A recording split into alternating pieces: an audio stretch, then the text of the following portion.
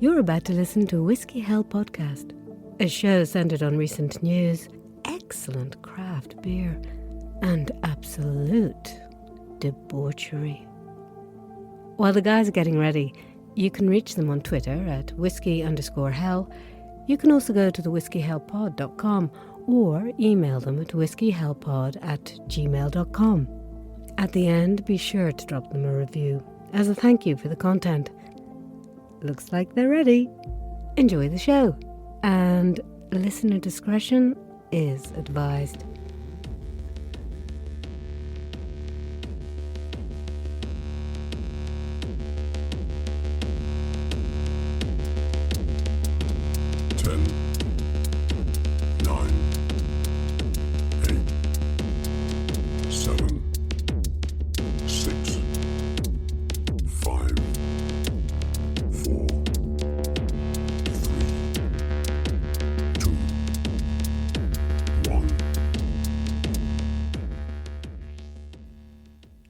Whiskey Hell number 79. It is Saturday night.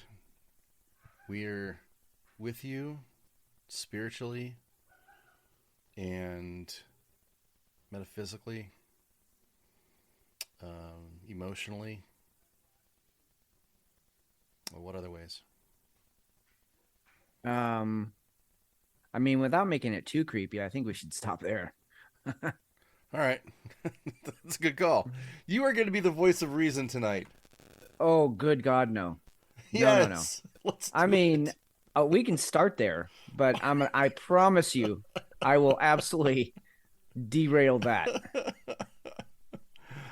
Well, it is your Saturday night dose of McShane, Fitz, and we'll get a little bit of El Jefe in here sometime soon. When I say a little bit of, I don't mean that in a sexual way or like in a size way or anything like that. I have heard from number of sources that he is well endowed, so it's going to be a small block of time, roughly 15 minutes each time, and then his presence will be felt. How's that? Okay. I think it sounds great. Because if there's one thing my night needs, is I need to feel Jefe. At distance. At distance. Everybody needs to. Yeah, everyone needs a little El Jefe in their lives. That's right. I'm gonna be the creepy one, and I'm just gonna make everything really creepy. Maybe it's the time of year where we're fully engulfed in October. It's supposedly fall. Sorry, I'm still in Arizona and I'm still resentful. And we should be getting towards the creepy time of year, but maybe I'll just start things off like that. Okay. I mean, we're definitely there's fall is in the air here. Sun is starting to set earlier and rise later. The days are still surprisingly warm. Usually by the middle of October here, we've got, clouds and whatnot, but it was like 76 today. I was outside all day doing just stuff around the yard, chopping a bunch of wood, and I don't know, just doing a bunch of man shit, Nice. Yeah, it was nice to just be outside and just get as much vitamin D as possible from that sun, because it's gonna go away here pretty quick. So Yeah, you guys are on borrowed time, as it were. yeah. Hey, speaking of being creepy, Yep. can I take a minute here real quick? Yeah, go ahead. And I feel like I go a little bit over the top with my beer reviews at times. I get a little creepy with them. I mean, I want the listener to get the full experience that I'm getting. But sometimes I take that a little bit too far, and I just wanted to I'm not going to say apologize, but I'm my promise to you is I'm going to tone it down a bit. I'm going to tone it down and stay away from rape and things like that. That's a good thing. Yeah. So that's my pledge to our listeners tonight. So I just thanks for letting me out. That was just a quick PSA I wanted to throw out there. Well, I appreciate you doing that on behalf of your listeners. It also makes my editing easier. Although I think what you're referring to is being mouthfucked by I almost said a coconut. That would have been weird. Oh yeah. By a pineapple on last week's show. So, Yes. Yeah, which is exactly what what it felt like. Yeah. Speaking of which, apologies aside, uh, I was an inspiration to somebody. You totally were. Jerry Zero at Jerry_06 chimed in with us, and I think they're from the Patient Zero podcast. Yeah. Yep. But they were these guys were out drinking today, and he wrote us, inspired by Whiskey Hell, branching out of my beer comfort zone. It's not a raw pineapple, nor is it a slick chocolate throat fuck. Somewhere in between. Awesome. It really was brilliant. Oh, well done. Well done. And thanks for listening to the show, you guys. That I mean, of course, it means a lot. You guys know you're doing your own pod, and I will promise to return the favor. I like it. Yeah. So that the beer that he was actually drinking was from Coop Ale Works. This was called DNR. It's a Belgian style dark ale. So the artwork on that thing is awesome. The artwork is killer because it's just a body with a toe tag on it. That's so great. It's DNR, do not resuscitate. So yeah, that's fantastic. So thanks to that's brilliant. Thank you for reaching out to us, Jerry. That's awesome. You know, that's Jerry Zero, and the podcast was Patient Zero Podcast. So I thought that's a nice way to start things off this week. Yeah, I agreed. It was really cool to see that. Made my day, actually. And then, so we thought we'd give a shout out on the show, but also anytime we get listener feedback, and not all of it's positive, guys, but any feedback at all, you have no idea what a thrill it is when we get a note dropped on Twitter, an email, a phone call on our hotline, which I feel like Stephen Hawking's gone cold. No pun intended, but I think Stephen did go cold.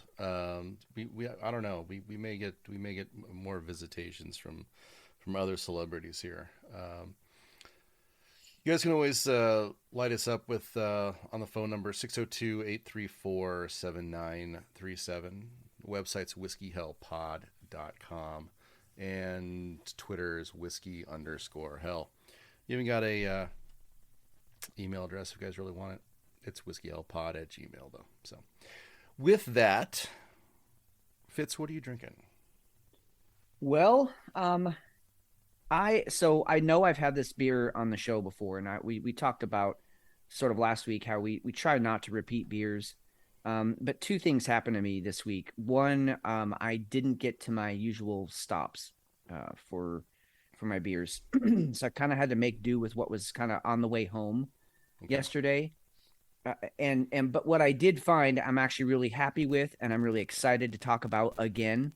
And what I found, and I'm doing a double whammy tonight, but I'm doing two different Yetis. So for those of you who don't know, Great Divide does a beer called the Yeti. It's an Imperial Stout. And then lately they've been doing some variations of that Imperial Stout. And this one is the Mexican Chocolate Yeti. And I love this beer. It's one of my favorite beers. It's not just for the flavor. It also comes in at a whopping, what are we at, 11? Why can't I find the ABV right now? Of course. Oh no, it's a 9.5. So it's a solid, night starter. It's not an ender, but it's definitely a night starter. And I just, Mexican chocolate beers, the Mexican chocolate stouts are just some of my favorite.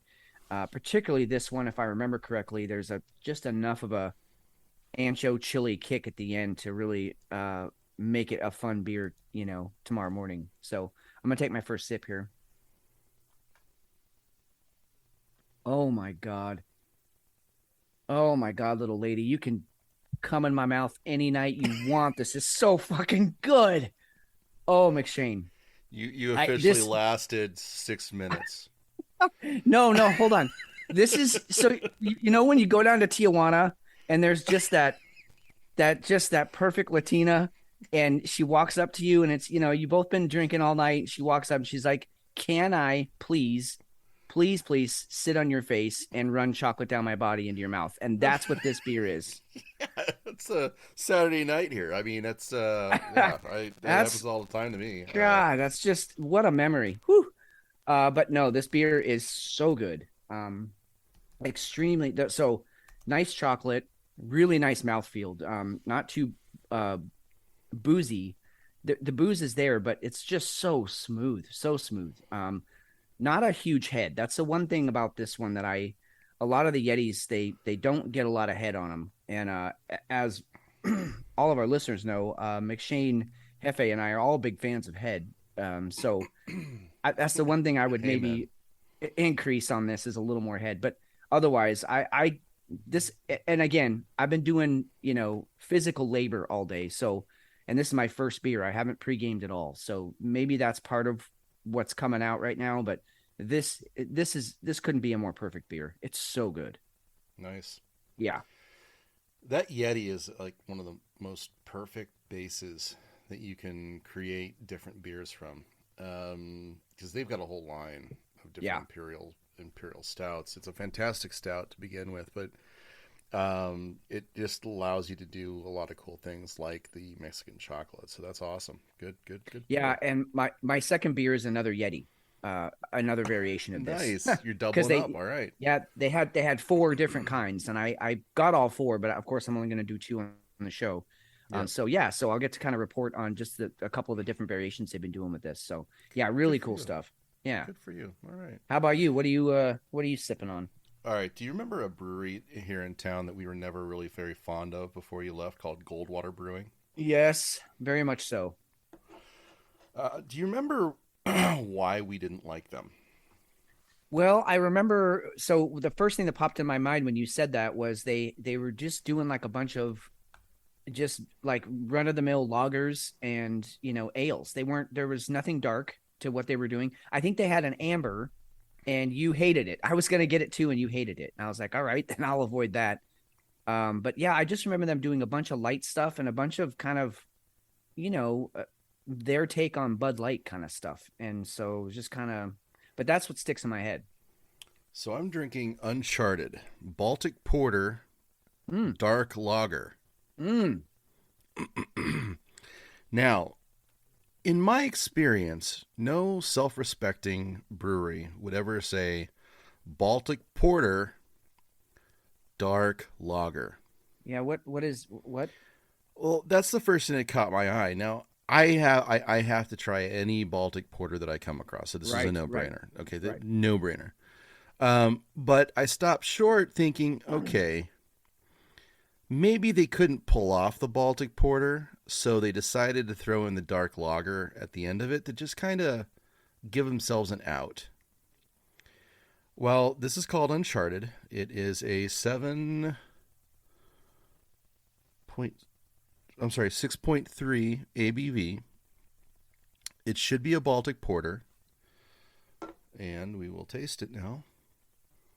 I mean, there's no smell. It's either a porter or it's a lager. It's not both. It's a lager. Well, here's the thing. Porters, straight up porters, typically dry and malty, right? Mm-hmm. There's not a lot to them. It's a very keepable. It's a lasting beer. You're the same thing that you get today in a porter. It's not going to change a whole lot. If you had it like 6 months from now, it's not going to mellow out like a stout typically does and stuff like that. At least in my experience. Right. No, I agree. And that's why they were popular on ships. So this is malty, very drinkable, mostly featureless, and totally uninspiring. Wow. Womp womp. Yeah, it's closer to a dark lager. I mean, if I had to say, it's even almost dark IPA tasting. Oh, okay. Not quite, not as hoppy as that though, but it's definitely not a Baltic Porter. You're not getting the big meaty features, the protein that comes along with the Baltic. Yeah. That because Baltics are really, really unique. So yeah, I'm not. I'll drink it. It's easily a drinkable beer. I mean, it's not like I don't hate it, but I'm not going to go out and get another one of these. And I take offense to the Baltic Porter. Is it more like kind of like a CDA, but with like less personality? Yeah, it's Yeah. totally closer Yeah. to a CDA. Uh-huh. Yeah. Interesting. Well, Yeah, I mean, good for them for trying some dark stuff, I guess. yeah, they totally did, and they Yeah. branched out. They're not the same brewery that they used to be when we first started. They started with like 5 main beers, and it was a Scottsdale joint. Right. Very much, hey, let's go ahead and let's start a brewery. Um, Yeah. And and yeah, then for a bunch of people who don't know what good beer is, hey, we have a Hefe sighting here, Hefe, Hey, boys. how's your dude. night going, Hefe? It's going okay. It's not too bad. All right. How you guys doing? Also not too bad. We just kind of went through our beers. I'm having another mouthgasm from my beer. And Yeah. I actually, Hefe, I think you'd really dig this one. And you could find this one if you go to like Total Wine or something, but it's a Mexican chocolate imperial stout. Huh. And so it's like a hot chocolate, Mexican hot chocolate. So there's some cinnamon in there, some ancho chilies, but first of all, it's a chocolate beer, and it's so good, so good. Sounds pretty good. Yeah. I like sexual chocolate. Oh, dude, I mean, well, wait till you hear the show and kind of how I described what's going on in this beer. As McShane pointed out, I only made it about 3 minutes. I apologized to our listeners, not apologize, but just kind of, for going with the whole. I went a little bit over the top last week with my description of my beers. The Me Too comment. Yeah. Yes, the meat. Yeah. And then this thing hit my mouth, and I was right back down in Ensenada, Mexico, with we'll just call her Laura, and it was that's awesome. Yeah. Okay. Yeah. Hey, Hefe, Mm-hmm. Giselle Bunch, I think that's her name. Plunged in. Yeah, Bunch. Yeah. You mean Giselle Brady at the moment?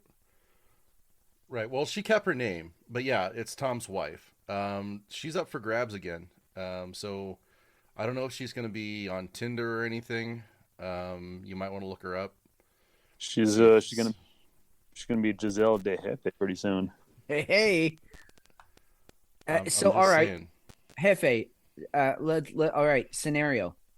You're dealing tonight, and in walks Giselle. You know for a fact she's single. Yes, she's the most beautiful woman in the room, but you know she's single. What do you? I mean, she sits down at your table. What do you say?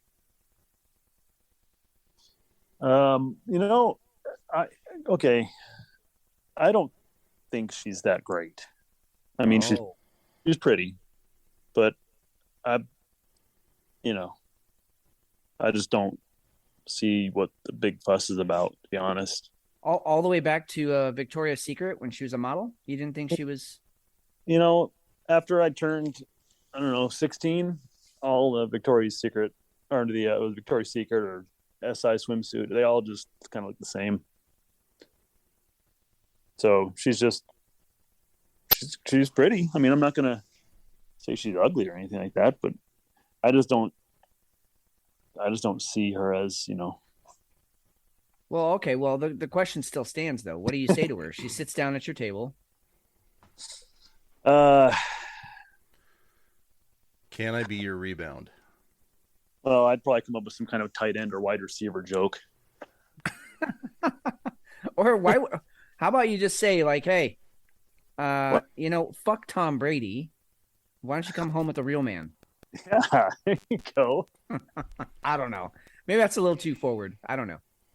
Tom's had a lot more. I think Tom might have had more work on his face than she has. Do you guys remember that scene in Rocky IV? He's fighting Drago. Or was that 3? No, that was 4. 4. Yeah, I think it's 4. Yeah, and he's fighting Drago, and he finally hits him hard enough to cut him, and the trainer is in Rocky's face, and he's like, "You see, he's not a machine; he's a man." This kind of feels that way with Tom Brady. Like, finally, something in this dude's life isn't fucking perfect. Yeah, that's what it felt like to me. And I'm not saying I want to see the guy fail. I'm just saying, my God, this guy has no strife in his life. And I know he works hard. He practices hard. He treats his body like hell. But I don't know. It's I just can't- like he's a real person now, I guess. Yeah, I can't. I mean, I can't remember what year it was, but the year when he got his knee hit by Yes. blitzing safety. I think it was Harrison on the Chargers. Anyway, and that put him out for the year. Yep. And so that was a long time ago. But like every year for the past, I don't know, 5, 6, 7 years, I keep saying, all right, this is the year he's going to get hurt, and his team's going to suck because he's out, and then he's going to retire because he got hurt. And he just keeps fucking coming back and winning over and over. It's amazing. But yeah, I'm with you, McShane. You say a guy's chiseled. He looks like his face is chiseled out of like marble. He's just handsome, and if he had work done, whatever. It's all good. But See, and how you are with Giselle, that's how I am with Tom Brady. I don't think he's all that good looking. I mean, I'm just gonna say this: if there was a boxer contest, I would take him. I know you guys remember that night. oh God, Yes, we do. oh my God. Oh Jesus! Yep. That was one of the worst nights of my life. I was shunned. I think I had my Phoenix Suns boxers on that night. Why would you remember that? I don't know, because I showed it to the whole bar. But so did I. I have no idea what boxers I had on. Well, you weren't wearing any, remember? Oh, that's right. That's why I lost. Well, you went to jail. Sir, please put on your pants. This is a boxer contest. Hey, I went commando. You start bouncing around bottomless, like throwing punches, like shadow boxing. Oh, that kind of boxer. Oh, Yeah. Oh, guys. sorry. Sorry for showing you my dick. Well, I don't know how we got here from there, but anyway, yeah, Tom and Giselle are getting a divorce. You know what's? I just hope, and this is from the bottom of my heart. I hope they co-parent well. You know what I mean? They got what, 3 or 4 kids, and I just, the kids always get caught in the middle, and I hope they co-parent really well, and just make it work for the kids. Yeah. So, just so you guys are aware, his stat line, very first game of the year, was 212 yards passing, 1 touchdown. Second game, 190 yards passing, 1 touchdown.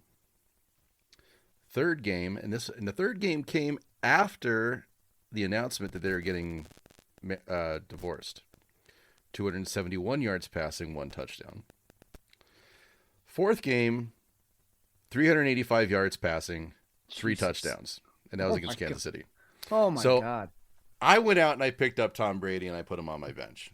Because why not have a very angry Tom Brady versus a lowly, sappy, I'm sad Brady? Because Yeah, dude, he's just a machine. He's just a machine. And I know we've talked about him before, and people like to hate on him. He's one of those, guys that you just want to hate on. But he's just an everyday dude who's just really good at what he does. Hey, he's single now. Should we throw him on Team Vegas? Ooh. wow. Now that's a thought. Create quite a vacuum. Yeah, it would, because we would get no tail. We would pull nothing. Well, we'd get his seconds and thirds and the stuff that like the uncream of the crop. Yeah, the fringe. So we would get like the 8.5s, 9s. Yeah, apparently. Which I'm totally good with. Yeah. So for everybody out there, if we ever refer to Team Vegas, we're building a Team Vegas, and it's going to be the most awkward, ridiculous team. Epic. Vegas. Or epic. Just so you guys are aware, when we refer to that, that's what that whole thing is. And we'll probably put something up on the website that points towards all of our Team Vegas we want to bring. So, not that it'll ever happen, but it'll be out there. You don't know that, McShane. You're right. Don't you're right. crush my dreams. Well, I mean, there's going to be a Team Vegas. It just might be, a total of 3 people, That's right. three That's right. three or more. Yeah, 3's the minimum. All right, well, I'm gonna head back in. All right, man. Well, we'll have more goodies for you when you come back next time. Cool. All right. See you in a bit.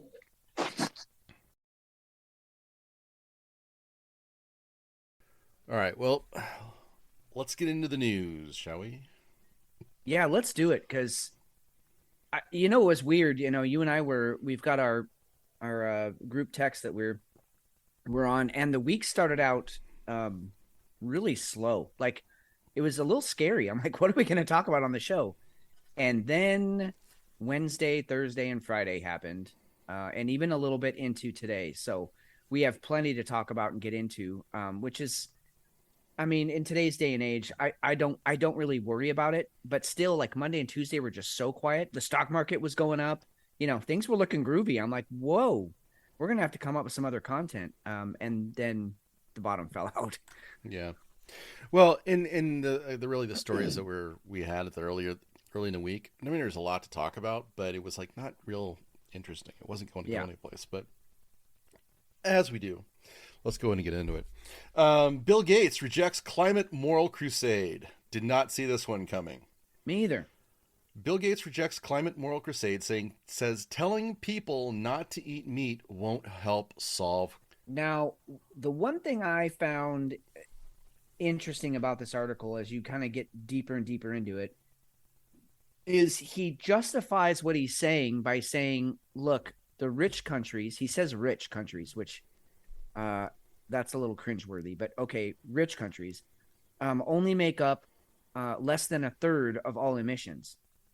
So he's saying, all right, let's let the rich people, quote unquote rich people, because they're better, we'll just let them have their steaks and drive their cars, their SUVs, and we're going to go after the third world countries. The poor people is what he's insinuating there. And that's where I kind of went, ooh, yikes, Bill. Bad luck, Bill. Yeah, that's a bad look. You got to check yourself, bro. I mean, his comments were pretty much set up for us, right? Yeah.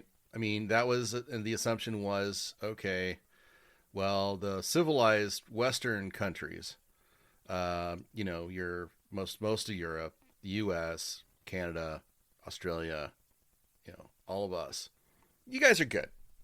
You guys are fine. But the rest of the world, here are your bugs. We're gonna have to limit how much we're gonna have to make sure that you're only eating this, you're only eating that. It was a little disturbing. It really, really was. I did not see that coming. It wasn't real super eventful either. But it was just that turn that I think was very, really different for him. Yeah, it was. And we don't need to spend a lot of time on it, but he's a creepy guy, and he's got his hands in a lot of different things that we talk about on the show. We've talked about him buying up all the farmland. He just bought up a bunch in Arizona there. Yeah. He's doing creepy stuff like that. And so and again, what does he know that we don't? Farmland has always been fairly valuable. But for someone like Bill Gates and his resources, why in the hell is he buying up that much farmland? He's not a farmer by any means. So he's got to know something we don't. And that's what gets scary. Yeah, no, you're absolutely right. I think this whole week, this was really just a PR stunt for him. I think he probably tried to get some good PR. Yeah, that's what it felt like to me too. That's a good point, because that's really what it felt like, was him just trying to say, hey, listen, all the dogs of war, stop sniffing around my butthole. I'm clean here. I think all of you rich people are cool. I think that's what it was. Yeah, it seemed like it. Brazilian couple. Good God. This story just, dude, I started to laugh. And then I stopped laughing and I got mad. And then I was like, this is just the saddest fucking thing I've ever seen. So I'm going to hack the name. Cachoeira? Sure. Caima Pay in Brazil supplies fresh water to the nearby city of Tangara da Serra. Sorry, Brazil, I just hacked your city there and That's your all right. river, which has faced severe droughts for the past few years. This couple decided to do an extravagant gender reveal, Oy. but it backfired because they actually ended up turning the river blue. Contaminating what little river water there is with blue dye, toxic blue dye.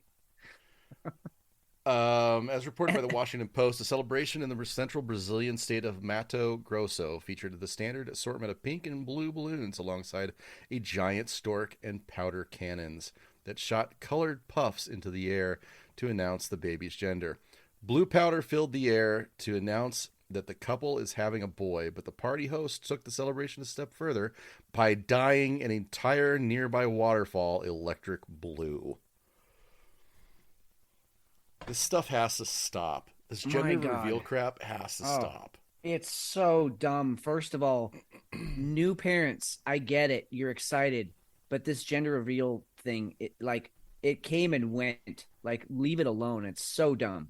Just call up your friends and family and tell them you're having a boy. My God. And you know what's so terrible about it too? Talking about rich versus poor. You know, this is probably a really wealthy couple to be able to afford all this. And so, what do they care that they're shipping all in? You know, a water supply. They don't fucking care. They'll just go buy purified water down at the local, market. This whole thing to me was just, goddamn, stupid. Just stupid. It was just really bizarre. And when you look at the waterfall, this will be in show notes. It's seriously blue. I mean, it's like a disturbing blue. Yeah. Yeah, with no thought to. Okay, so they don't have drinking water. What does it do to the ecosystems downstream? I mean, how much, the algae that it's killing off, the fish it's killing off, the frogs, the birds the other animals that use the water to drink. I mean, it's an ecological disaster. It's not just, we turn the water blue for, 20 minutes. No, this shit goes downstream and into the ocean eventually. Idiots. Well, now they're now being investigated by the Brazilian Environmental Ministry for polluting water supply. Good. That baby's going to be born in prison. I shouldn't laugh. That was just bizarre. Yeah. So let's see here. Yeah, this one was interesting to me. So I didn't see Elizabeth Warren and Ted Cruz joining sides. Right. I really didn't. That was part of the interest here. The other one is that it's the Brookings Institute, and I've maybe mistakenly, I've always put a lot of faith in them. It's what it comes down to is these think tanks like Brookings Institute is, they don't disclose who's financing a lot of these studies that they do. All of these think tanks have a huge amount of influence on what congressmen, senators, what political policy ends up being. Well, apparently, Ted Cruz and Elizabeth Warren are championing the fight to scrutinize the way Brookings is actually handling a lot of their studies. Apparently, let's see here. Scrutiny follows the June resignation from Brookings of retired 4-star General John Allen after news emerged that the Justice Department was investigating whether Allen violated foreign lobbying laws by advocating for Qatar while seeking payments from the Gulf state. Yeah, that's the crux of it right there, is that, Brookings was taking money, and John Allen specifically, but it seems, as the article's hinting, it seems the corruption goes deeper than just him, because he resigned and they're still going after Brookings.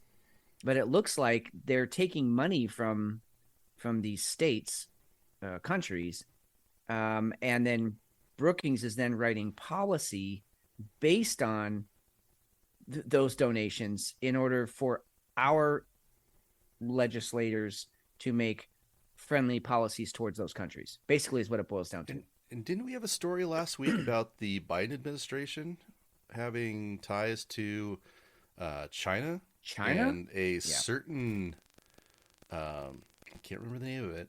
Green. What the hell was the name of that think tank? Yeah, it was a Green Change or something along those lines. But they're Yeah. all backed by the CCP. Yep. It's just this stuff. Nothing is sacred. It's not. And that was one story that I didn't see on the doc. Maybe you did put on there and I skipped over it. But we've got once again Nancy Pelosi bought the 10 10,000 million. shares. Yeah. Yeah. 10,000 shares, which was a lot of fucking money, in a marijuana based company, weed. And she did that 4 days before President Biden came out and said he was going to be letting everybody who has a federal marijuana charge out of prison, which, by the way, is a fucking disaster, which we won't even understand the depths of this disaster for years. But anyway, and then what do you know? The company Weed, didn't they double or triple? The price of their stock went like it tripled. So once again, we have insider trading. I mean, clear proof of insider trading from Nancy Pelosi. So my point is, it doesn't matter if you're talking about politicians, individual politicians, whether you're talking about the president of the United States, you're talking about these think tanks that advise Congress on how to write legislation. The corruption is at every level. I mean, you can say a thing like that, but now you just start seeing it. These stories are pouring out, and it is literally at every level. And I mean, I can't even put a judgment on it anymore. We all know it's disgusting and it's frustrating. It's not about how frustrating or disgusting it is. Now it's about, it really is us versus them, because they're taking our money and doing naughty shit with it or making themselves rich. So I want to say that when did Biden make that announcement? Was it like this? Was it Tuesday? I think it was, because I think she bought the stock on Friday. Okay, so she would have bought the stock at roughly.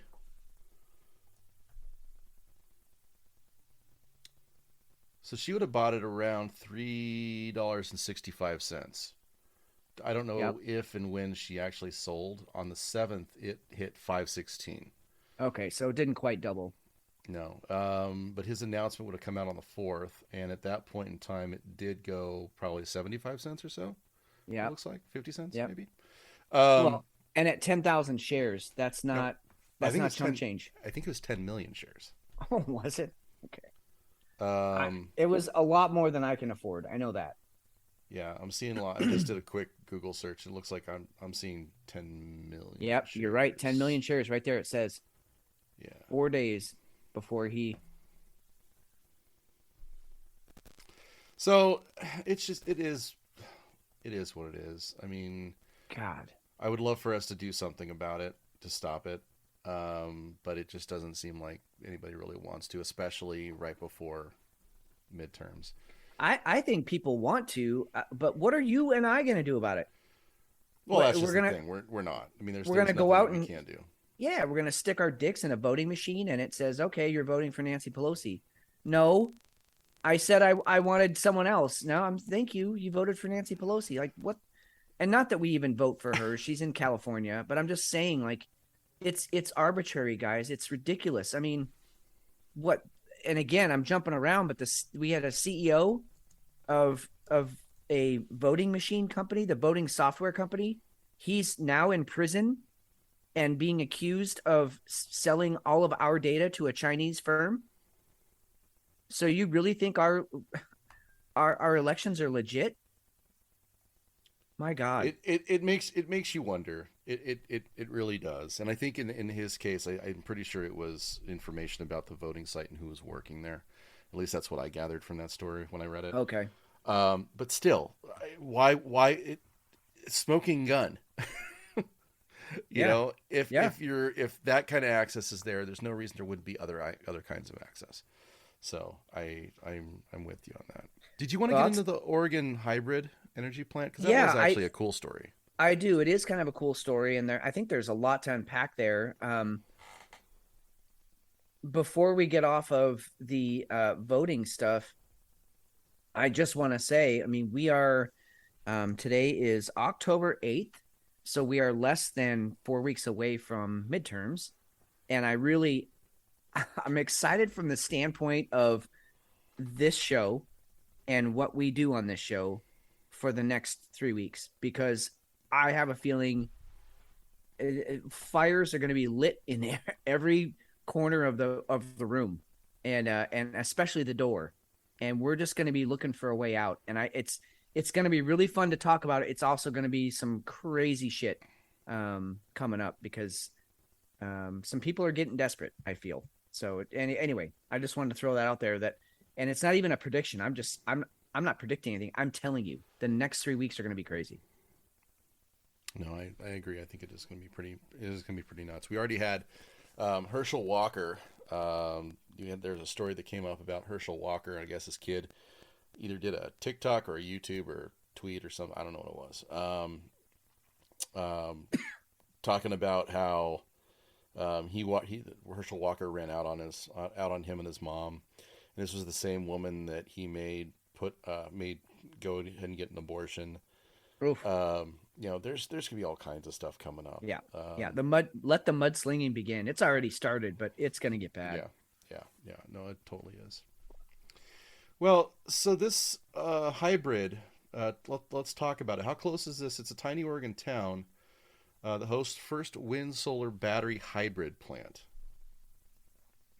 Yeah, this might as well be in another country from me. So I'm in the western central western part of Oregon. So, not too far from the coast. I'm in the Willamette Valley. This Lexington, Oregon is way up in northeastern Oregon, almost pretty close to the Washington border up there. And it's all real flat farmland out there. I mean, there's like nothing for miles and miles and miles. But they do get a lot of wind. So the wind farm makes sense. They also get more sun, because most of the rain, you think of the Pacific Northwest as, cloudy, rainy. Most of the rain falls either on the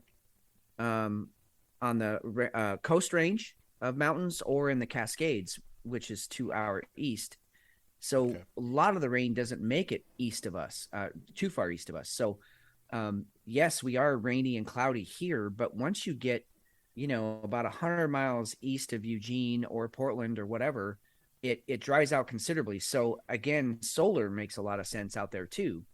And what I love about what they're doing is then they also purchased a bunch of lithium batteries, tons of them, right. Up to 120 megawatt hours worth of lithium battery charge. And so if the sun's out, they go solar. If it's windy or the sun goes down and there's wind, then they go with wind turbines. But that switchover can often it can be tricky. And so then they just have the batteries, really the power grid's running off the batteries. It's just the solar and wind are charging the batteries constantly. I think it's a really brilliant design. I do. I think it's really cool. Well, I thought it was pretty neat. Again, we haven't seen anybody do a solar wind and then a battery. Even I know out here in Arizona, we do have batteries deployed, and there's stuff like that that's going on. So that's nothing new, but you're getting closer. You really are getting closer to an actual sustainable power source. What happens if I don't know about this area, I'm sure there was a lot of research done. I don't know how much cloud cover you actually get there. Not much. I mean, not as much as here. More than Phoenix, obviously, but not as much as we get here in Eugene. Okay, so then it totally makes sense. Then you're not going to have those severe drop-offs like you would typically. No. Farther west. No, very, very different. It is cold up there. It does get colder than it does here, because their elevation is higher. But I don't think that would make a significant, difference in the power output they're getting from solar. As long as the sun's shining, the electrodes, they'll charge. the one thing that about this that we need to keep in mind, Lexington is a very small town. Right. We're not talking about tens of thousands of homes. And so, yes, this is going to work for them, and I applaud what they're doing. I think it's brilliant. And I mean, it's really, you say quote unquote off grid. They're off the main grid. Like they don't have any power running from Portland or any of the nuclear power plants in Washington. They're their own self-sustained little pocket there, which is awesome. But this system would be, I'm not going to say impossible, but I'm going to say damn near improbable to do in a city like Chicago or Seattle or Phoenix or LA. I mean, that's just, there's too many. When you start talking about millions of people in a small area and they all are charging their phones right now, Right. I mean, you can imagine the stacks of lithium batteries you would have to have, and the heat. Lithium, I mean, batteries create heat when they're charging and when they're outputting, and so you would have to have a major heat dispersal and system. I just don't think it's doable for a big city.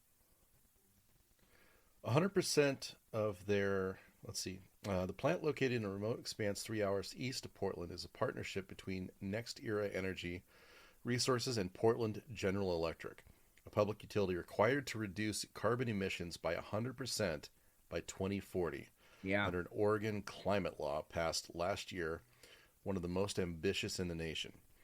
I still don't see how they can go totally carbon free all over the state. I just can't see it.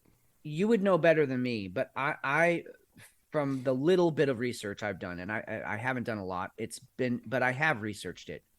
I just don't. Portland metro area is about 850,000 people. It's not doable. No way. They can't do it. Zero carbon? Are you kidding me? And they say zero carbon net. So there has to be an exchange there. I mean, there's a certain amount of carbon. We talked about this last week, how much carbon goes into making one lithium battery. I mean, it's a lot. There are big machines digging big holes in the planet to get all the minerals that you need for a lithium battery. But let's just say that's a wash. Okay, that's out. Still, they're not going to be able to produce enough power for 850,000 households. Right. Yeah, that's tough. Well, it's interesting still, how far away you get from the actual creation of the battery, and the lithium and all the components that go into a battery. When you get farther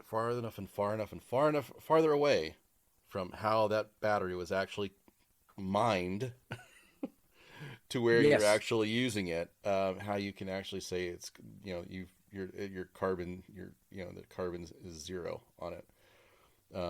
It's really hard for me to still wrap my head around that, but yeah, I guess it is a step in the right direction. And this was interesting too. Generating capacity from hybrid plants increased 133% between 2020 and 2021. And by the end of last year, there were nearly 8,000 megawatts of wind or solar generation connected to storage, according to the U.S. Department of Energy's Lawrence Berkeley National Laboratory. That's a lot. That is a lot. And honestly, I will say here on the show, that needs to be applauded. I think that's awesome. I really do.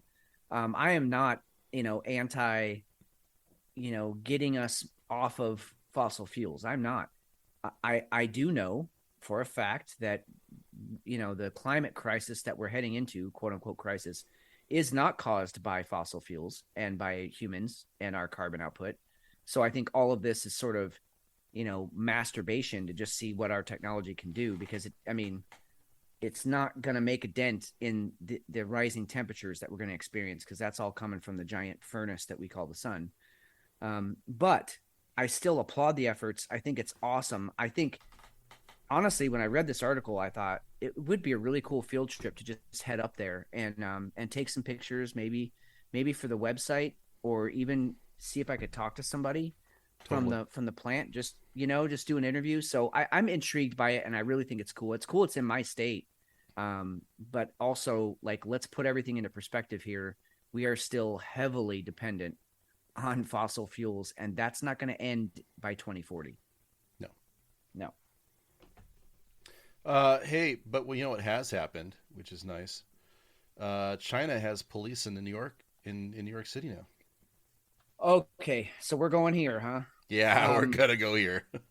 okay, let's do it. Because I am like three-quarters of the way through this beer, so this last quarter of this beer will be getting into this story. This Yeah, was when I first heard this, and I heard it on a TikTok, and it was one of those where I'm like, okay, shut the fuck up, you're being ridiculous. right.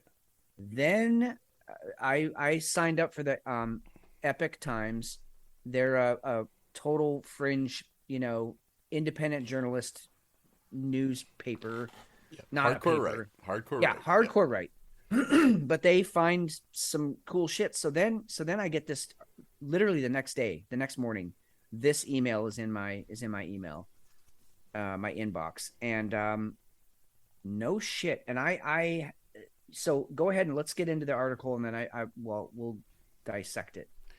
Chinese authorities have opened at least one overseas police service station in the United States as part of the Chinese Communist Party's CCP global transnational repression, according to human rights group Safeguard Defenders. Wow. Well, their whole point in being is that they're there to be able to react to people speaking out against China, Yeah. the Chinese nationals, Yeah. being able to act on what they even termed it. I think this is in the Fox News article, that they would be handling a lot of getting the taking care of driver's licenses for nationals that are not in country and need to get their driver's licenses renewed. Yeah. And okay, so keep going because I've got a different take on this, and and my sources are legit. I'm not going to name my sources. I'm not saying I'm like a legit journalist, but just for anonymity's sake and because it's sensitive, because obviously if the CCP is opening up a police station here in this country, I mean, shit's real enough that we need to be protective of people here. So anyway, go ahead and continue. Well, I think that's really where we're at. This is the first time that we've heard, and you thinking about as we think about things across the United Nations and things and global policing, things like that. This is where my mind went with it when I saw it. Okay. I find that disturbing. I don't think anybody. I don't. You've got a consulate. You can work with your consulate. That should be that. Sure. But if you're out and actually playing police officer, I don't see why. I don't see how that should be possible. That's frightening. So here's what this is. Here's what I think this is about. I'll just say I think, because I don't want to throw anybody under the bus, but this is about two things. One, this is about Chinese nationals who are part of the Falun Gong movement. It is a fringe religion in the Chinese state, and they really emphasize in their religion a lot of freedom for individual practitioners to believe what they want and to live their own lives and how to manifest greatness in their lives. And of course, if you're manifesting greatness in your life, you are uncontrollable, ungovernable. And so there was a huge crackdown, and the crackdown really started back in the 80s because Falun Gong was getting big and fast. And so there was a huge crackdown by the Chinese authorities, and hundreds of thousands of Chinese fled the country and came here, and they can come here because they are Persecuted. religious refugees. Yes, because they're persecuted in their country, so they get religious refugee status, and they settle in here in this country.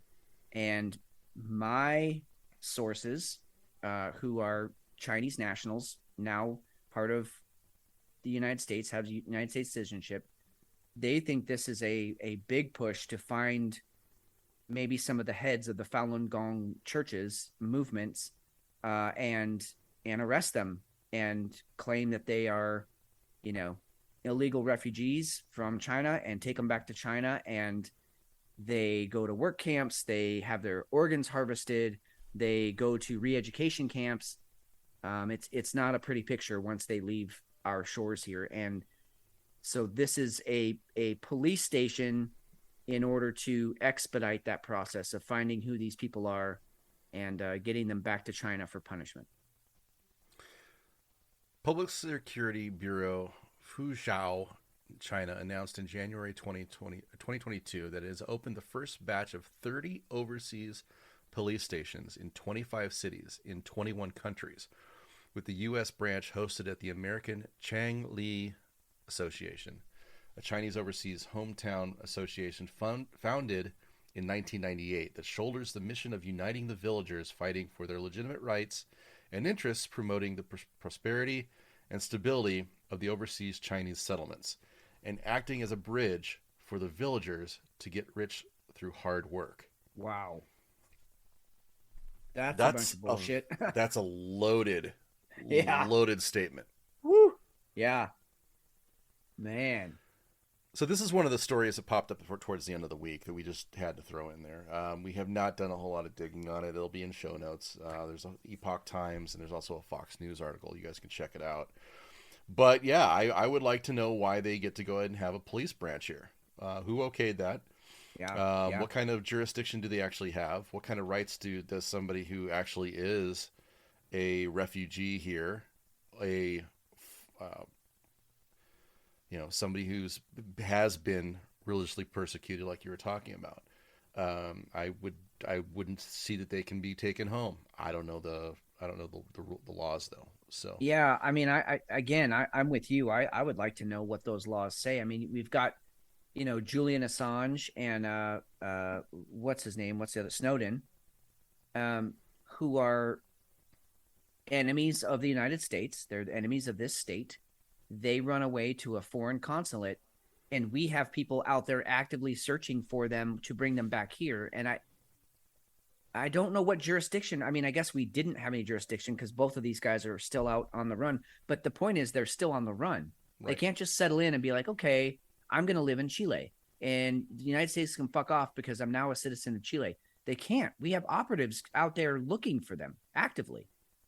So I don't know why that's even a thing. Then if you're not going to actually be able to say, okay, I'm now a Chinese national, leave me the hell alone, or I'm a United States national, leave me the hell alone. If that's not really a thing, then why even pretend? Like, I don't know. It's just, and this stuff's been going on for years. I mean, China doesn't want their people here. We don't want our people in China. And for obvious reasons, I understand national security, espionage, industrial espionage, all of that. But these people are fleeing because they are being religiously persecuted and slaughtered because of it. I mean, look at the Uyghurs. They didn't get out, and now they're proper fucked. So, I mean, I get it. I get it on every level. It's just, why are they allowed to set up a police station here? I mean, how many police stations do you think the United States has in China? 0. None. Yeah, not okay. No country should have police stations in anybody else's country. And it goes back to the global policing bullshit that's been talked about at the UN level. It shouldn't be. You got a consulate, you got an embassy. You're done. That's all you need. It's fine. Yeah. Keep relations open. Everything else goes through people's state departments. That's it. Totally.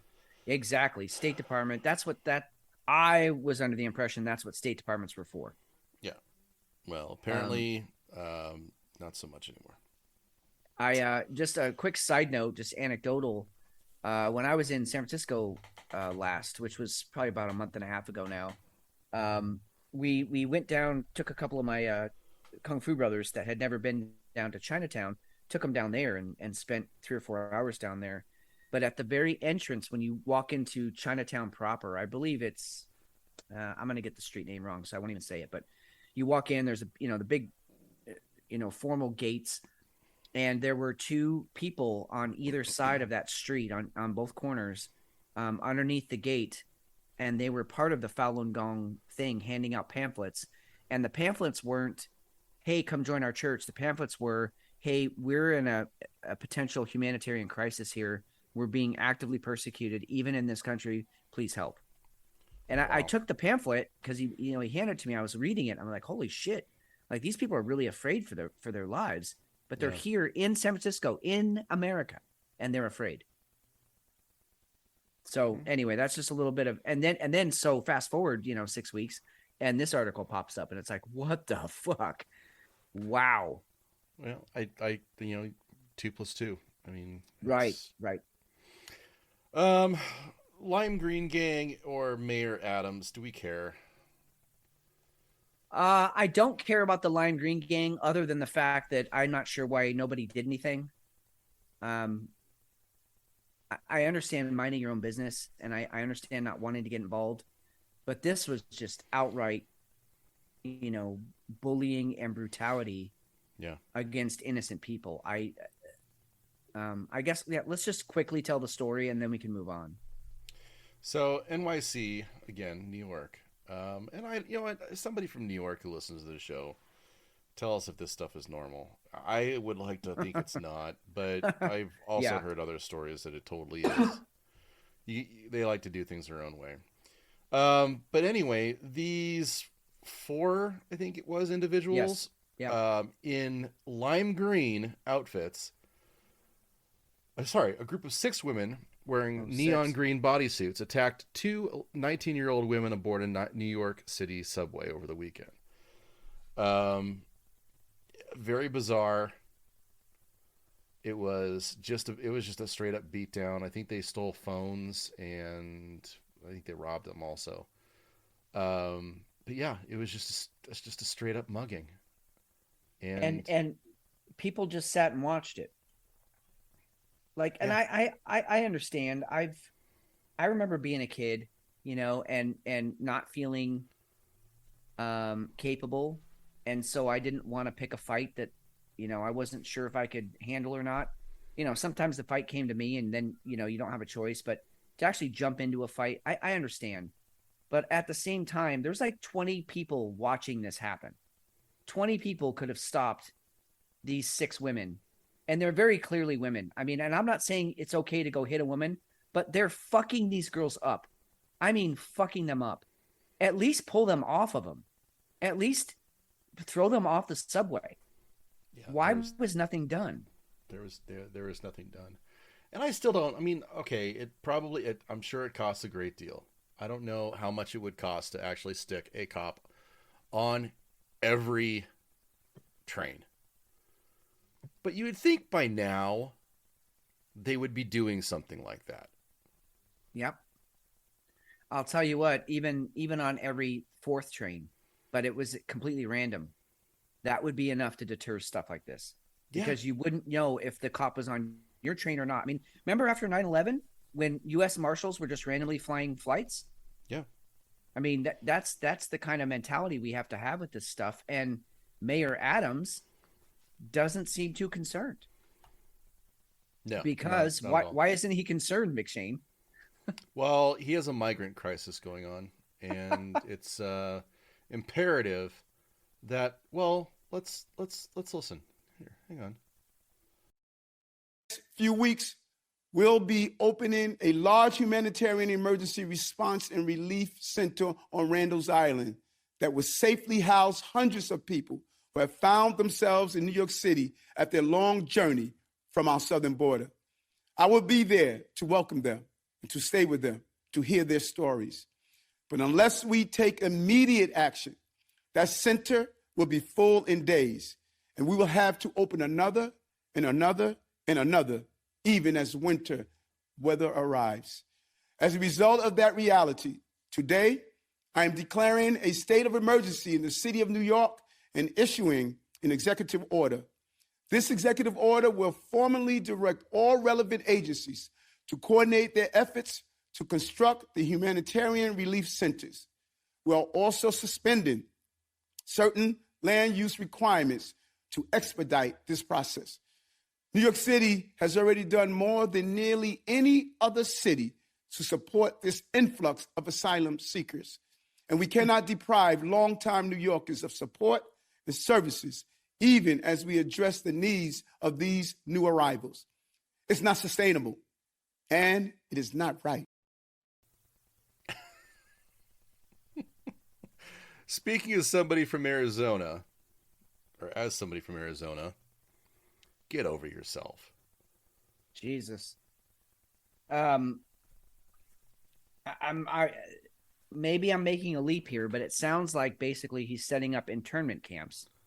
That And kind again, of sounds like it. we're talking about New York City, fucking Ellis Island. Fucking give us you're poor, you're weak, you're tired. Fucking fuck you, dude. And yeah, you know, at one point in the speech, as he goes on, he says, "We didn't ask for this. Neither did Texas, neither did New Mexico, neither did Arizona, and neither did California." And you don't hear anything about California because you know what? They locked down the border down there at Tijuana. It's completely locked down. So you don't hear about the influx there, but Texas, it's like a sieve. In Arizona, it's like a sieve. I've been down to Sierra Nevada. Yep. I've hiked in those mountains and I've seen the backpacks, the toothbrushes, the little kids' underwear that they just ditch, the clothes that they ditch. They just, once they make the border, they just throw everything off their backs and they disappear into the hills. It is a major crisis. And here's this dude saying, it's not sustainable. No shit. No shit. It's frustrating because these are Democrat governors and mayors that are, this was always the socially responsible party, and they have no problem doing stuff like this, and it's really, really gross. Yeah, it's a huge problem. Should you have people bust to you? No, but nobody else wants to do anything about it. So why do the border states have to absorb everything? I don't blame the governors. I think it is kind of shitty because the people are in the middle. I think we've already talked about that because that's really what's happening. The people, the immigrants, are the ones that are being thrown around. They're political toys at this point. But you can't tell me that declaring a crisis, wasn't anything more than to get federal funding for things. Yep, that's it. Once you declare a state of emergency, the coffer is open. So I just went and looked up. I did a silly thing, McShane. I just felt silly, and so I did a silly thing. I just looked up sanctuary city, of which New York is one. Yes. Of which Chicago is one. Correct. Of which Martha's Vineyard claimed to be one. So sanctuary city refers to municipal jurisdictions, typically in North America, that limit their cooperation with the national government's effort to enforce immigration law. Leaders of sanctuary cities say they want to reduce fear of deportation and possible family breakup among people who are in the country illegally, so that such people will be more willing to report crimes, use health and social services, and enroll their children in school. Now, the article goes on, and I won't read the rest of it. For those of you who want to look it up, go to Wikipedia, look up Sanctuary City. It's fascinating because, in my view, what they're saying here, this is describing New York City of, the 1800s, the early 1900s, even up into the 70s. Yeah. It is not New York City now. No, it's not. And that might have been New York from 20 years ago. Maybe we live in a world now that is so bastardized that we get jokers like this. So, how's that beer? it is. I just took my last gulp of it, and that is to say that I have. I feel, McShane, I feel like a woman. I feel like a woman. Do you? I do, and I'm going to tell you why. In one specific way, not in all ways, but all right. Each sip of this beer was like an orgasm. So I had so many orgasms like women can. I feel, I mean, I've never, I'm used to like, maybe 4 in a 24-hour period, and you're just exhausted. But this was, I mean, what, 25, 30 sips I took of this, or gulps? Yeah. And everyone was just, It was just it was magical. It was a body pleasing experience, and so rainbows and unicorns. Maybe even more than that. I mean, it was just truly beautiful, beautiful. Nice. Uncharted didn't do it for me. Really uninspiring. Like I think I already said at the very beginning. It just there was nothing memorable about this beer. There wasn't any like I really need to go back and have another one of these. Now, if I had the option of this was my only dark beer, and I had a whole bunch of lagers in there, just like regular like Mexican lagers or something, maybe some craft lagers, I would go back to this one because it's more malty. That's a no-brainer. Okay. But even the smell of it was plain. The taste was plain. There just wasn't anything about it that made me feel like, one, that it was a Baltic, or two, that it was anything special. And that's, just wasn't real happy with it. This definitely wasn't worth the $5 I paid for it. So, yeah, and I mean, I think, listen, McShane and I have had, and I'm not over exaggerating here, we've had tens of thousands of beers. As far as unique beers, definitely thousands. And so we're we want something that's going to impress us, shock us, be something new, something unique. And so basically what you've got in this beer here is something that you've had a million times before, and it just doesn't excite you in any way. That's not to say that somebody who might be kind of new to the craft beer scene might find this actually pretty appealing. It might be a nice, gateway beer, something that they could try. It's not too much of anything, but they kind of like it. And then they want more of something else that's a little adventurous. So, as always on this show, McShane and I put out our thoughts on our beers, and we like things to be robust and big and in our face, because then we get the nature of the beer.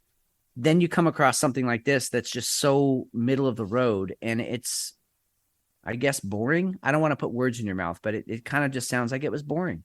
Yeah, average, mundane. Yeah. So, but it doesn't mean someone else might not love it. No, that's very true. All right, Fitz and I are going to go get our second beer, so we'll be back with you in a few. All right, Fitz, let's talk about beer 2. I mean, that's what we're doing. Yes, sir. What's beer 2 for you? Beer 2. All right. So as I mentioned, this is a Yeti. Yeti Part 2, if you'd like. Okay.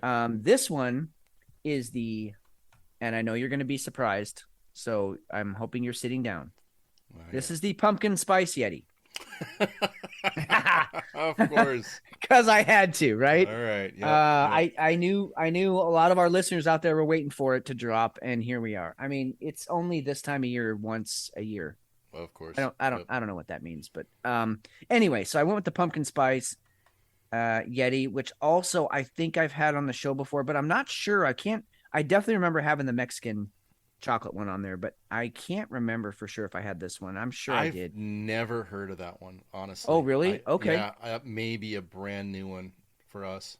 Yeah. Okay. Well, hopefully it is. So anyway, 2 of my favorite things, a Yeti with pumpkin spice in it. Again, this is a 9.5%. I think most of the Yetis are right around there, 9.5. So I'm gonna take a sip, and we'll just see what comes out of my mouth.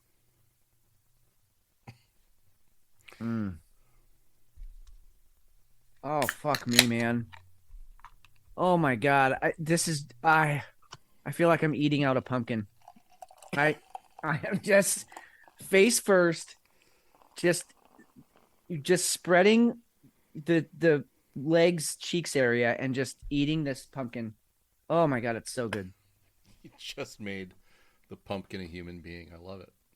That's fantastic. Personification's kind of a gift of mine. No, honestly. Okay. So honest review again. what I love about the Yetis, you don't lose the stout. You don't, I mean, it's definitely a stout first. And there's just enough of those, the cinnamon, the cloves, the nutmeg, the allspice. There's definitely allspice in here, to just give it that fall feel, that fall flavor. Really solid beer. I'm sort of, I'll be honest, at this point, I'm kind of dreading the question at the end of the show, which one am I taking to bed? Because this definitely rivals the Mexican chocolate.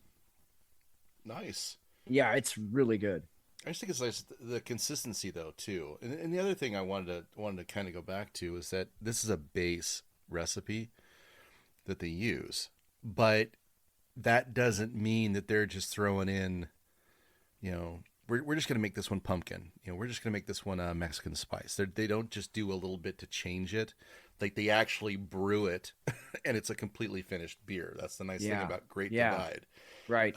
These are really great beers. So that's awesome. You're 2 for 2. Yeah, I am. And the other flavor I'm getting in here is this is a pumpkin coffee Yeti. So there's a little bit of coffee brewed in here too. There's just and you know what I love about it? It cools off the sweetness. It brings in that coffee bitter. Just such a well balanced beer. This is really good. Very good. All right. Yeah. So what about you? What are you swallowing? So yeah, I was going to be the awkward one tonight, but no, it's all you. I'm all over it. You've mastered that tonight. So again, it's pretty slim pickings out here right now. We're still in the throes of everything is it's either a sour, it's an IPA, there's not a lot of variety right now.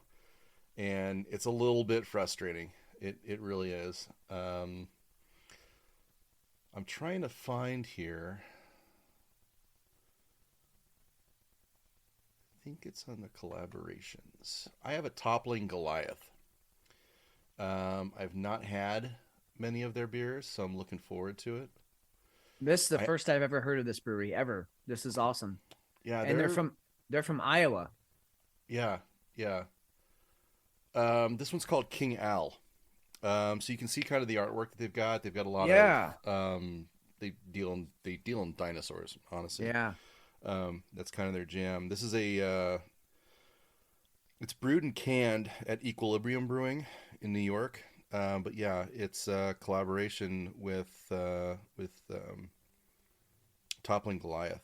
So it is a hazy double IPA, a little heavy, 7.9%. Let's go ahead and try it. Yeah, what do you think?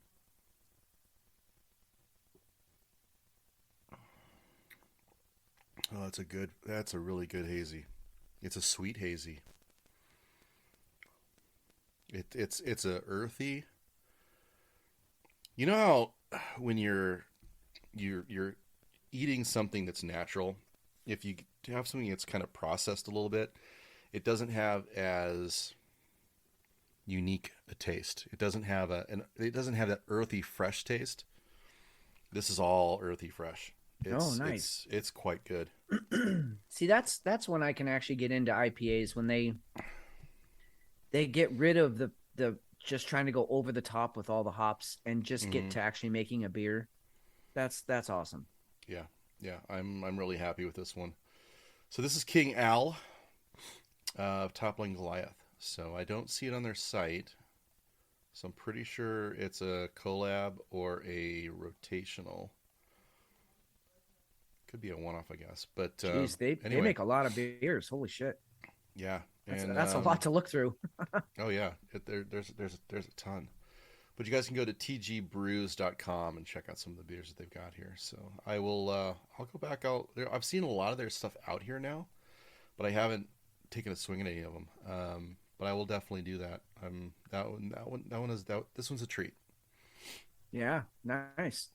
I've never seen anything from this brewery out here, so they must not get to the Pacific Northwest with their distributors. But yeah, good stuff. We got a Hefe sighting here. Oh boy! All right. We Hefe. have completely fucked this up, McShane, but we're gonna roll with it. Yeah, our timing is a little off. I got a question. What's that? All right. So I was sitting at my table just now, and there's like 50 feet of, blank floor in front of me. And this couple starts walking towards me. And so I'm just looking, and the woman has on like this top that is not covering much. And she has full, real breasts, and they're just kind of bouncing around. And she clearly dressed like that to show them off, right? Right. So what am I supposed to do when she's walking with her, significant other? I mean, do I glance? I mean, they're right in front of me, and I can't turn around. No, I'll tell you what I do. Is I stare at her. I stare at her fun juggles, and then as soon as he catches me staring, I give him the "Hey, nice work, bro," and I wink. Fun juggles? Yeah, yep. That's how I refer to him in my head. What do you guys call him? I don't know, but you just named the show. I call them fun juggles too, but I thought I was the only one. No, I mean you're right, and it's not going back to the whole, well, she shouldn't have been wearing that. No, it's like listen, when I'm like in full workout mode, and I feel really good about my body, I wear tighter shirts because I want people to look at me and be like, shit, he's in good shape. Yes, I do. And if I had a 3-foot penis, I would absolutely wear short shorts or really tight jeans all day, every day, or just biker shorts and just wrap that thing around my leg and let people gawk. So, I mean, yeah, you're wearing stuff for people to look, and you don't have to be ashamed of it. Look, dude, look. And then, you know what? Good on that guy for being with her, and good on both of them. They get to have fun with each other later. He gets to fucking die motorboating her. Yeah, she should be proud. She should be proud. As far as what you should do, I mean, Fitz really did lay it out there. You could always, drop an extra blackjack or something his way if he gets upset. I don't know if you can control that. Maybe it's an option. Hey, go ahead. Let's move on. Actually, wait, really quick before we move on, can I? McShane brings up an interesting point. Can you hand out comps as a dealer? No. Oh, okay. All right. Well, then that completely wrecks my entire line of reasoning. Let's move on. Well, you get your soup to do it. Right. Yeah. You get the pit boss. Well, when I used to do that, no, I still couldn't do that. Only the full-time floors can hand out comps at our casino. Okay. I actually had a discussion with a player about that a couple weeks ago, because he said, I remember when you used to suit up and I asked you for a free drink and you said no right away. And I said, no, I did not. And he said, yeah, you did. And I said, no, I didn't. I would remember that. And to be honest with you, I don't have the power to give out free drinks, so I couldn't say yes or no.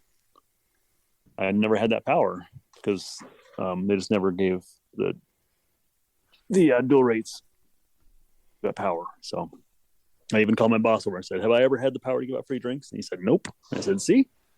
So there you go. So fuck off. All right.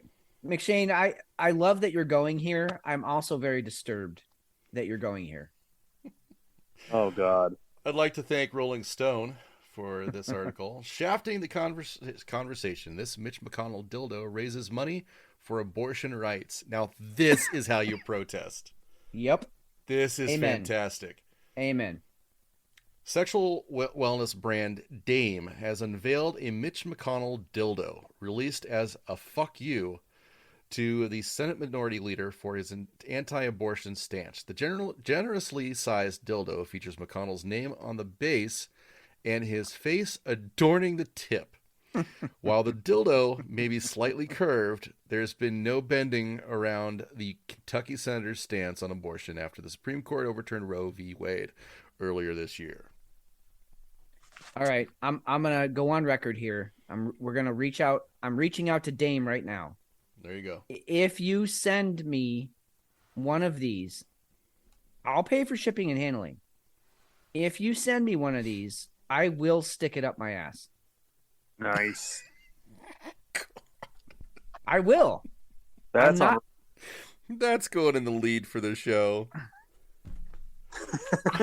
I will, because here's the thing, and for those of you, please go to show notes and go to the website. Look at this thing. It is heinous. It's ugly. I'm not sure why any girl would want to stick this in her beautiful place.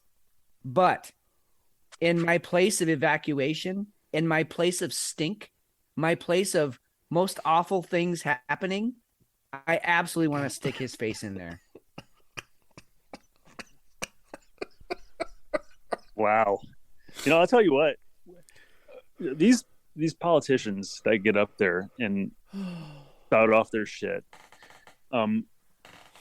he's got to be. I mean, they all are all just abhorrent, right? I want to punch all of them in the face, but him Right. up there, standing in front of everybody, flipping through his pages with his fucking that guy.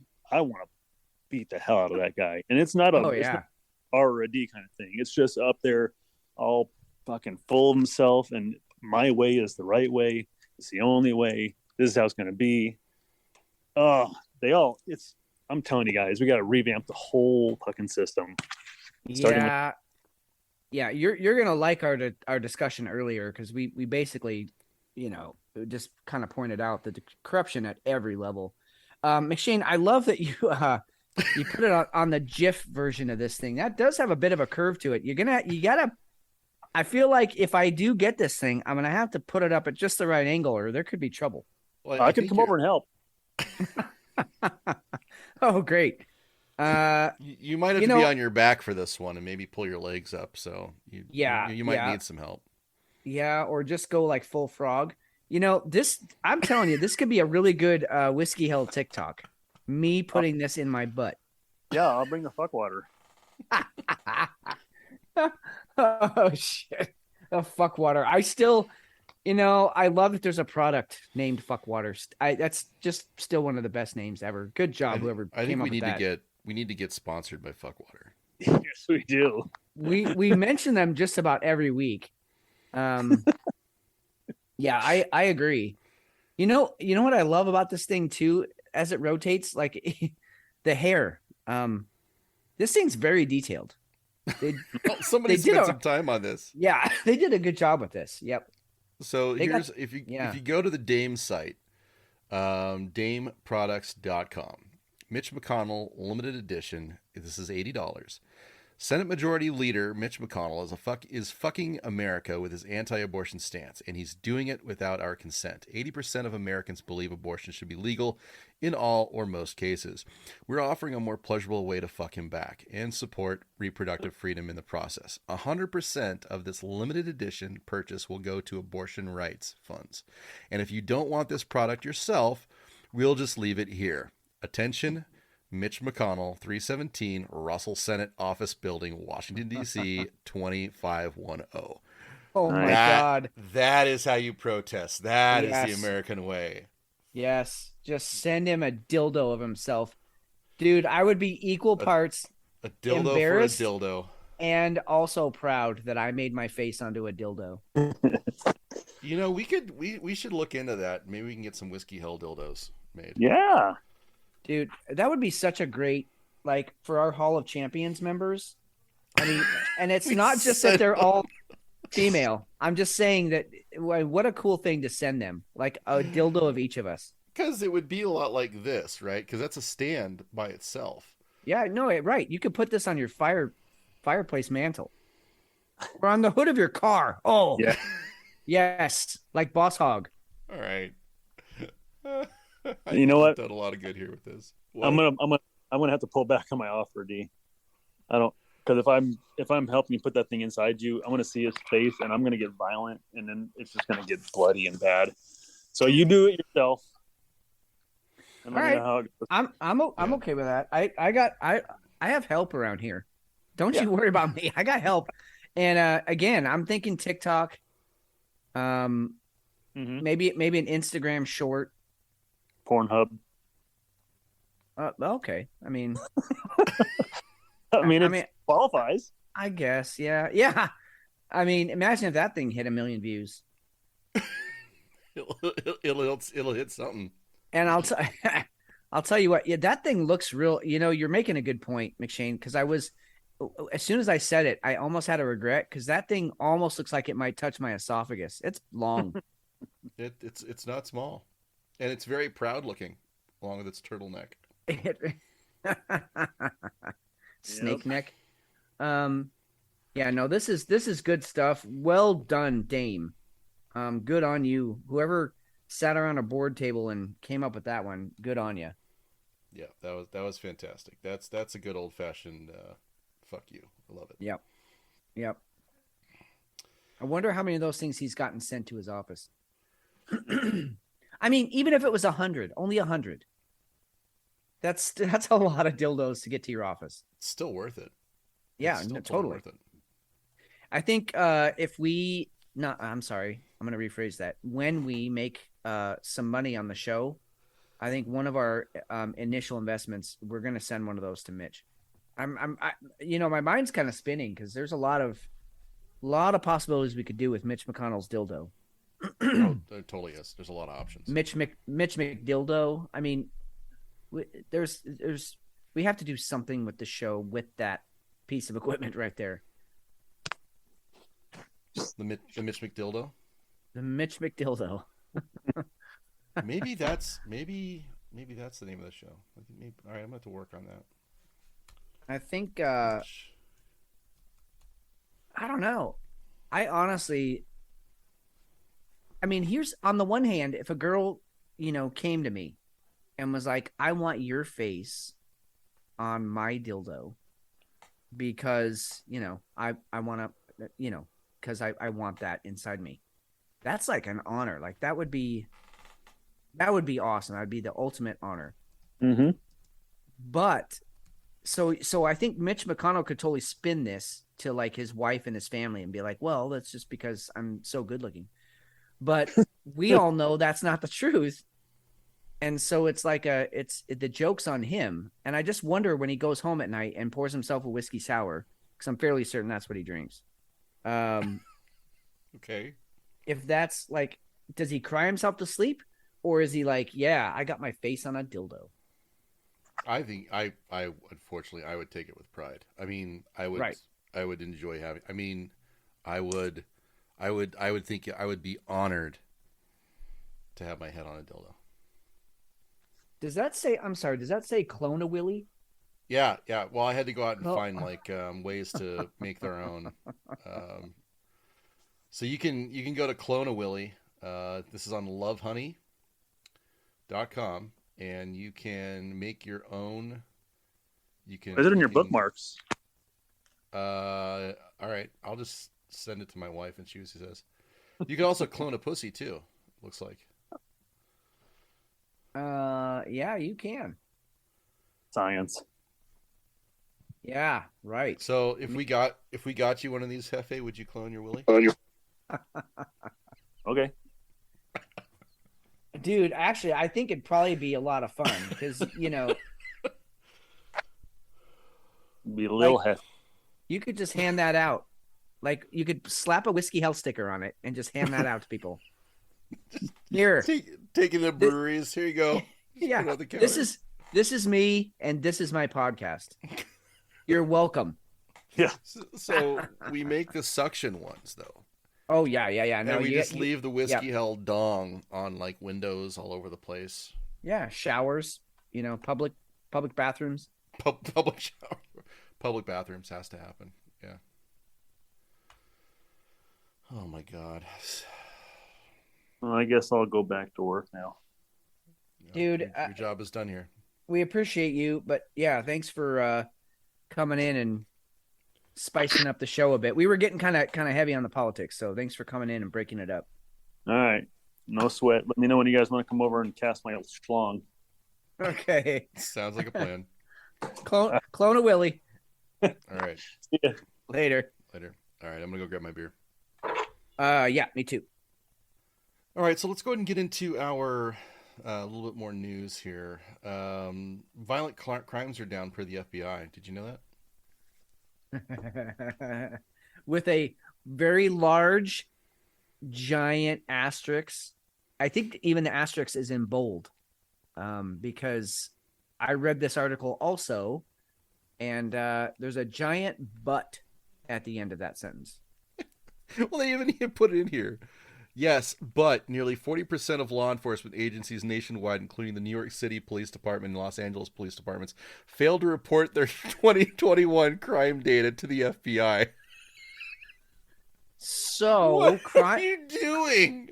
Crime is down minus two of the largest municipalities most famous for murder in the world. Minus those, crime is down. Great reporting, guys. Good job. Well, no. What the fuck? And I don't even blame Axios. This isn't Oh, Axios. no. Axios did a great job. I'm saying great job reporting, FBI. How? Do you take any pride in that? I don't know. Well, it's more of this sort of, hey, and the inflation is going to be transitory.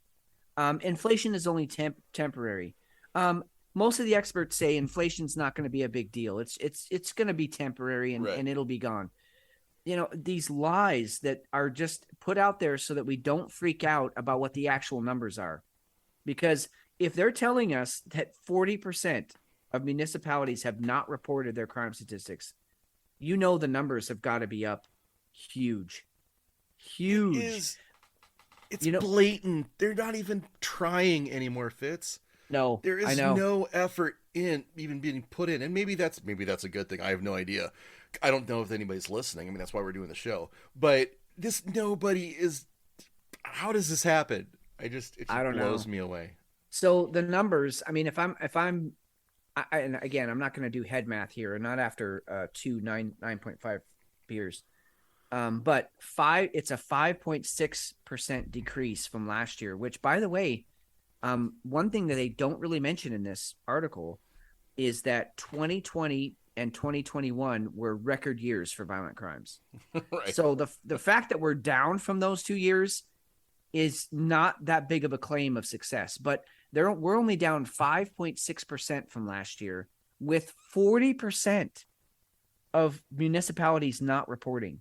So we could potentially be, 20, 30, 40% higher? I mean, Jesus. It's absolute insanity. Hey, we saw funny reporting when we were going through COVID. Numbers are numbers, and numbers are only as good as whatever the person's trying to make them say. So that is that. Dude, one thing that we didn't put on the doc, and I don't even know if I sent you guys the article. Shit, now that I think about it. It was first of all, it was video of one of the higher ups in oh god, now I'm gonna fucking blank on it. Not NATO. What's not WHO. What's the one in New York City? They have their offices in New York City. The UN. Thank you. Big wig from UN comes out and says, we're partnering with Google because we don't want misinformation getting out there about climate change science and COVID science.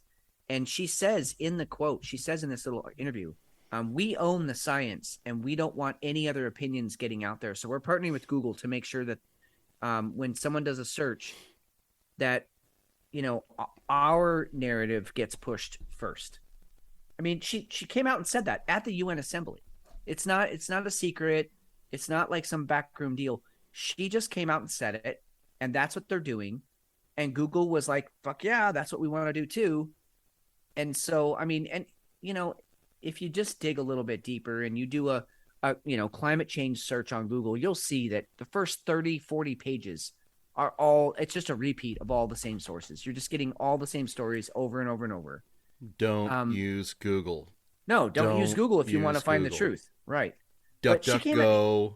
There's so many other search engines to use. She just came out and said it, dude. I mean, and so then you see a report like this from Axios, and it like you said, I mean, you said it right. They're not even trying anymore. They're just coming out and saying, here, the numbers are what we say they are, and the rest of you can fuck off.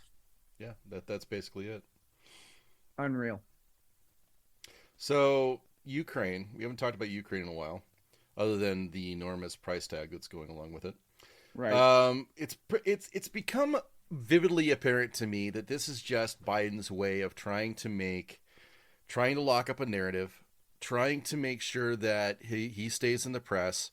He's now trying to make this his Cuban Missile Crisis. It's just absolute insanity, especially this week when he goes off saying, well, nuclear Armageddon's coming. I mean, I'm paraphrasing, but that's right. I mean, he's bringing it up and he's talking about it like it's going to happen. It's almost like he's wishing it into his existence.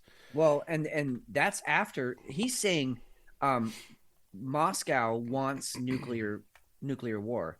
And that's after Putin came out last week and said, I don't want any of this. You guys are fucking insane. Please don't push me to this. I'm not going to fire first. If anything gets used, it won't be me. And then Biden comes out and he's like, well, we got to believe them. They're definitely going to use them. And so be ready. It's like, I mean, just like you said, it's like he's willing it to happen. It's fucking crazy. It is crazy. And also too, Zelensky's also crazy too. Jesus calling for Christ. Preemptive strikes against Russia to eliminate possibility of Russian nuclear strike. I think that's just starting a nuclear war. That's not there's nothing preemptive about that when you start going down that road. No, it's like me thinking that you have a gun in your house and you're my neighbor, and I'm like, well, I better go in there and shoot him before he uses that gun on me. Right. What? First of all, can we talk about this clown? If nobody can see it at this point that this is an actor playing a role, then I'm sorry, you are obstinate and blind. In the beginning of the war, remember he came out in that stupid green fucking t-shirt because he was a wartime president and he was one of the soldiers and he's a badass, which it came out that it was a video fakery, that he wasn't even close to the front lines, but whatever. He was wearing that green t-shirt. He has not ditched that costume since. Nope. Every time you see this fucking idiot, he's in a green t-shirt and fatigues because he's one of the guys, he's one of the soldiers, and we have a lot to learn from him as far as being a wartime president. And so this week he goes and speaks to the Australian Parliament on a live feed and tells them the West needs to strike Russia first before Russia has a chance to launch their nukes. And again, this was after Putin has come out and said, I am not going to launch shit. And I'm not saying we believe Putin. I'm not saying he's not crazy. What I'm saying is the man's words are, I'm not going to launch first. So shouldn't we at least give that a chance that it might be the truth? That we could at least come to the table and have some talks? No, instead, the fucking idiot in the green t-shirt goes and says, hey, we need to take this dude out before he launches. It's a fucking Shakespeare play. It's Romeo and Juliet, and nobody knows that the other one faked their death, and so they both actually kill themselves. That's what this feels like. It's a fucking Shakespeare tragedy. I just want to fast forward to after the end of the year, so we're done with all this crap, because it'll be over by the end of the year. None of this rolls on. I think this is all for midterms. Dude, I hope you're so right. I really do. I am so with you. My heart is saying that's what's going to happen. My logical brain, because it's one thing to say that you're going to fight somebody, and then I'll meet you in the parking lot at 3:00, but to actually show up, all of a sudden now you're there and you feel like you have to throw the first punch.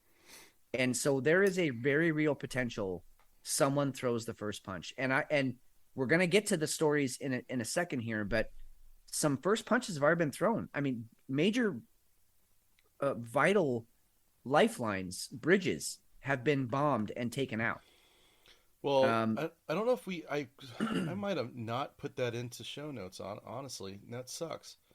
well, The Kerch uh, train um, bridge rail system, right? yeah. Well, first let's go to the bridge from Russia to Crimea. The bridge from Russia to Crimea and the footage Right. that came out of that. You sent something late last night that I didn't see until this Yeah. morning. Yeah. This is Um, from OSINT Technical, right. and you can see just what was happening there. I'll The throw that in the show live notes. footage, the you can see a big truck very clearly going, and he just is about to go on the bridge, going kind of up over this whatever. I don't even know what the bridge looks like, and then a huge explosion, which really fucked up. I mean, it collapsed part of this, I think, the southbound bridge, and then Yeah. the northbound bridge was just on fire for hours and hours. Um, and this was the major lifeline between Russia and Crimea, which Russia has claimed. They're saying it's been annexed, it is ours. So that happens, and then today, a German train gets sabotaged, not blown up. They cut some cables. Oh yeah, yeah. This is the video. Look at that truck up there. He's about to go up over the ramp, and then boom. That is a huge amount of explosives. Holy shit. Yeah. That honestly looks like, I don't know, if I'm going back to the heady days of Iraq and Afghanistan, the few days of that looks like an explosion from some kind of aerial munition. See, that's what I thought. The first time I saw it, I thought, man, that was a missile. And then you can see in this, I'll make sure this is what I'll post. This is from the Guardian. Yeah. I'll make sure this is in show notes. But yeah, you can see that this train was hit. Train went on fire. Road's completely demolished. It's in the water. And so they are saying it was a truck bomb, though. That must have been an immense amount. That wasn't just, your regular fucking, I'm going to take some fertilizer and make a truck bomb. That was C4. It had to be. Again, I'm not a munitions expert. One of the angles that they show, you can actually see and this I have seen in live. You can actually see the sparks from the cordite. And cordite, I mean, that burns at very hot temperatures. That's not just a car bomb. That's military grade stuff. You can see the sparks hitting the water, and they're still on fire as they sink. That's hot stuff. So anyway, that got bombed, and then the German train got sabotaged this morning.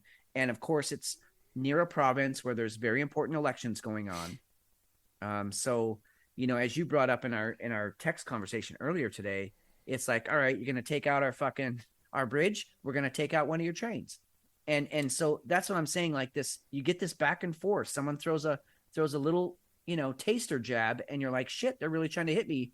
I got to go full out. Adrenaline dump, and now you're fucking fighting. And so I'm with you. I really hope that by January we get to laugh about this and have a beer and say, whew, that was close. There's part of me that thinks this might actually go to blows. Well, we definitely have a president who's eager for that. So he certainly talks like he wants it. And that's kind of disgusting. As does our Congress. I mean, they're not backing down either. More money for Ukraine? Fucking give it to them. Dude, sometimes I sit back. You have these moments of clarity. You sit back and I go, this is absolute insanity. And we say it on the show all the time, but I mean, literally, if you step back and look, you would say that if you were an alien flying past Earth, you'd be like, that place is an insane asylum. It's being run by the fucking patients. It's not being run by the people in charge. It's being run by people who are clinically insane. Let's go ahead and get into some of the other fun stuff that we came across here. Billy Eichner is very upset, Fitz. Yeah. I'd be upset if I was him too.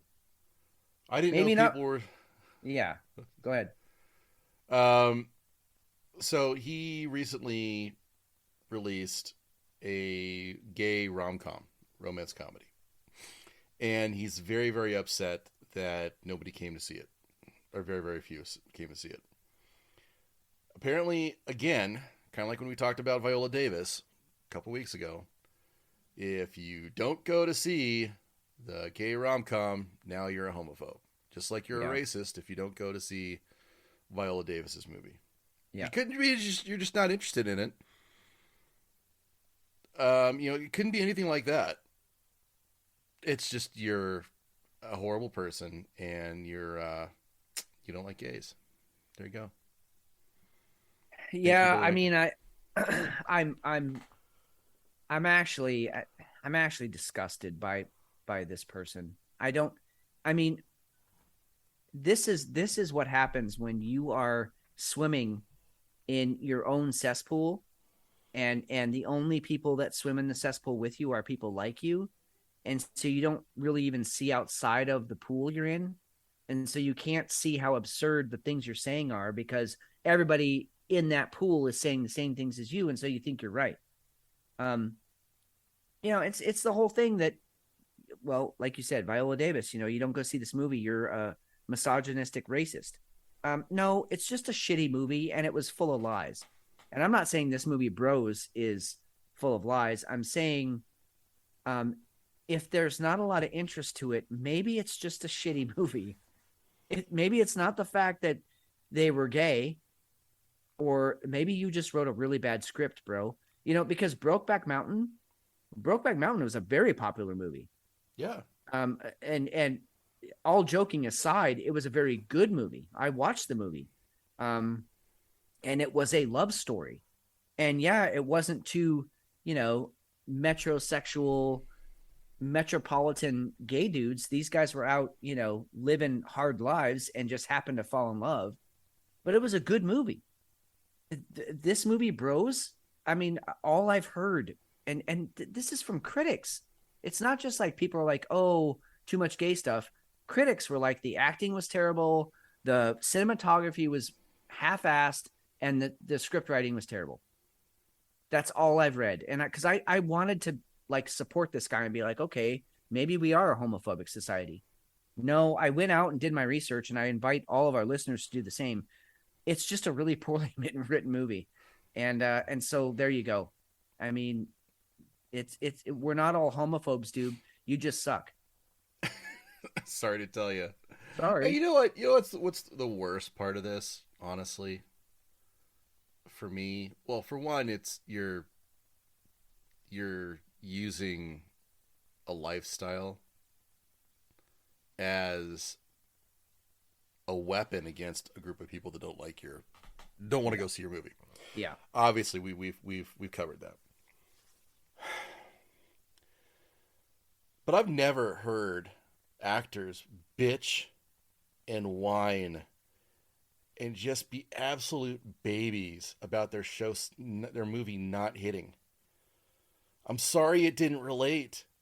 That doesn't mean that, people need to pay you now. No. If your movie doesn't relate, you don't get paid. Yep. Maybe It wasn't very good. I'm sorry. Maybe look inside first before lashing out at everybody else, bro. That's exactly right, man. That is where we took a wrong turn somewhere in this society, is that all of a sudden my problems are somehow your fault. Oh yeah. There's very little ownership being taken. Very little. Tom Cruise, okay, whack job aside, Tom Cruise makes amazing movies, but he's also made a few flops. He's also made some really bad movies. Vanilla Sky was a fucking weird. I hated that movie. It was terrible, and it flopped. Yeah. At no point did Tom Cruise come out and say, "Well, people just didn't like it because I'm short." They're shortest. At no point he took personal responsibility and was like, "Yeah, I wanted to make the script because I believed in the writer, but ultimately it was a bad script. So we're gonna just move on, and I'll make another movie." And then his next movie, I think, was Mission Impossible. at no point was he like, oh, you guys don't like me. He was just like, oh, fuck off. I'm going to make a new movie that's going to be a giant smash hit. Right. And so listen, Eichner, your problems are not my fault. I don't give a shit about you, your life, your problems, what you grew up thinking was your major trials and tribulations. Make a good movie, I'll go see it. Period. Hey, did you know that Jesusween is a thing? I found this article, so goddamn right I know it's a thing. Jesusween is amazing. Please go ahead. Go.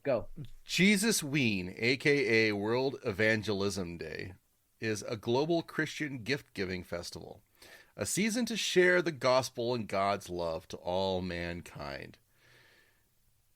Every October 31st. So it's absolutely there to be controversial and be contrary to Halloween. Don't tell me anything other than that. Yep. But Jesusween, Christian outreach, is every October 31st, followed by World Evangelism Day every November 1st. So it's a magical 2-day event. You know, I swear I'm not going to get on a soapbox here, but this more than anything upsets me because, you know, to take, first of all, Halloween, All Hallows Eve, Samhain Day, has already been bastardized by the United States and Western culture and was adopted by the Romans to get more of the quote unquote pagans to come to, you know, to be under the Roman Empire and not fight them so much. But this whole holiday was all based around the seasons, the harvest, the fact that the veil between the living and the dead gets thinnest on October 31st. And so, you know, there are traditions and things that happened around Halloween that are just amazing. And we've lost that treasure. We've lost that culture. And now it's just these Christian idiots who don't know the true beginnings of Halloween and what it was for. They just think it's all about Satanism and satanic rituals. And so we're going to create our own holiday, which the Romans already did, you fucking idiots, to somehow juxtapose this holiday to celebrate paganism and make it more about the Christian God and Jesus Christ. And it just, God, it's just more bastardization. And the thing is, the idiots will eat it up. The idiots and the sheep will eat it up and they'll think, my God, this is amazing. How much better is this than Halloween? Let's have Jesusween. Jesusween is a Christian evangelism movement, also known as Jesuswin, or the World I keep saying vagina. World Vagina Day. World Vagina Day.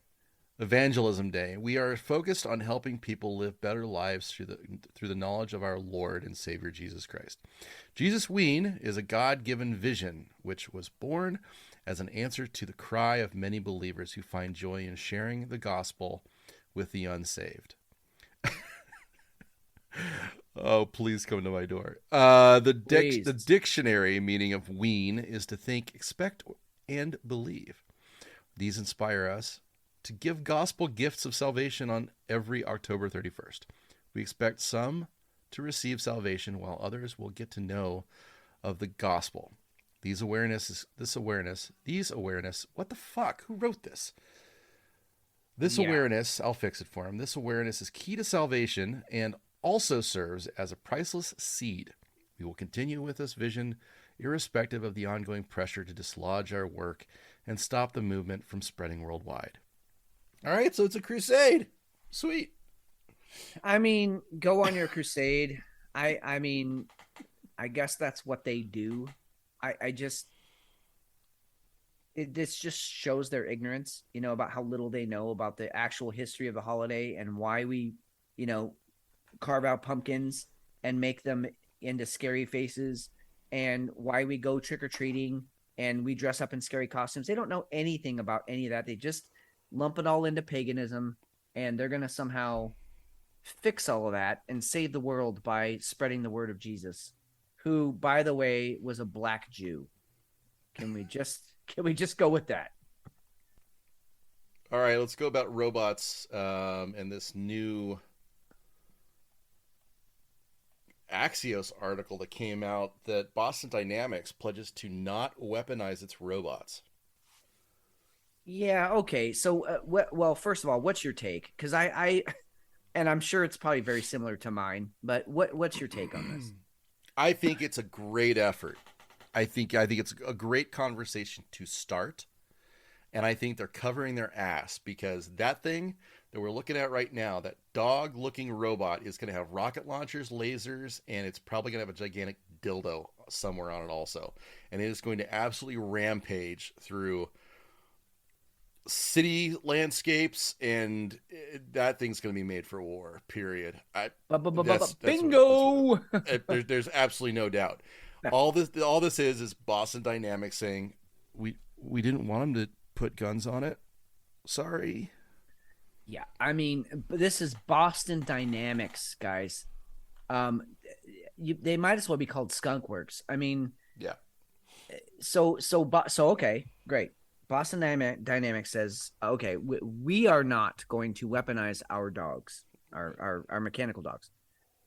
However, for the last 70 years, we've been developing microwave weapons, rocket launchers, machine guns that spit out up to 3,000 rounds a minute. What else? Portable EMPs. We've developed all these things and sold them to the U.S. government. But we are not going to weaponize our dogs. We are also going to sell our dogs to the U.S. government. Now, whatever the U.S. government does to combine all those things we've sold them, that's out of our purview. We're not going to do it. Right. It's okay when DARPA paid us the billions to go ahead That's and right. develop these things, but we are not going to actively give them any ability. We're going to take the chip out and sell it separately as the weapon system. That's what it comes down to. But they're going to build into these dogs a port that you can plug in any one of these weapon systems into. Absolutely. And mounting rods. I mean, it's, one of the things that people don't realize, there's all this anti-gun talk, but one of the coolest things about an AR-15 is that they come with these mounting rails, and there are different systems, but there's a couple really popular systems. And on that mounting system, you can completely customize your weapon for whatever you want. If you want a handle on it, under barrel handle with a flashlight and a red light dot, you can mount that. If you want a scope that's for long range shooting, you can mount that. If you want just a red dot, you can mount that. If you want a super bright flashlight, if you want thermal optics, night optics, whatever you want to mount on that basic gun that you bought, you can mount. You can do it. Yeah, absolutely. Right. Don't fucking tell me they didn't do that to these dogs. No, of course they did. Absolutely. And it's not just Boston Dynamics. It's not. It's Agility Robotics, Anybotics, Clear Path Robotics, Open Robotics, Unitree Robotics. All of these guys signed this letter. And you know what? That tells me that we're really close to throwing these things out into the wild. Yeah, me too. Remember when they used them for COVID? In Hawaii, they had these things marching along, shouting orders at people. Do you remember that?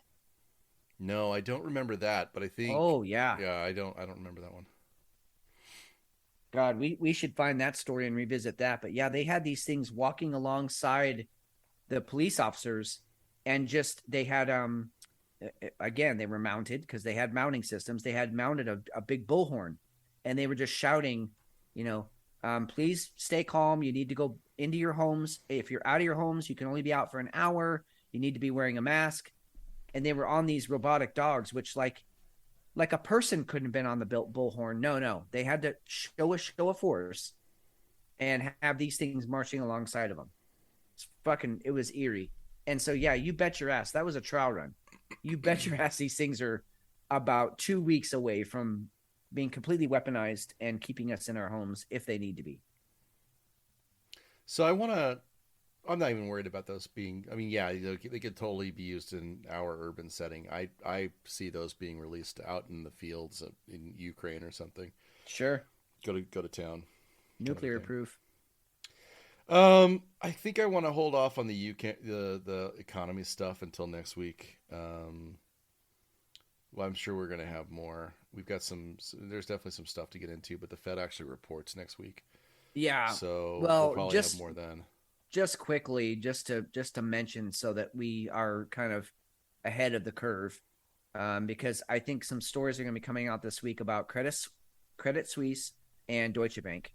They are both, and again, we were finding this stuff out on Tuesday, Wednesday.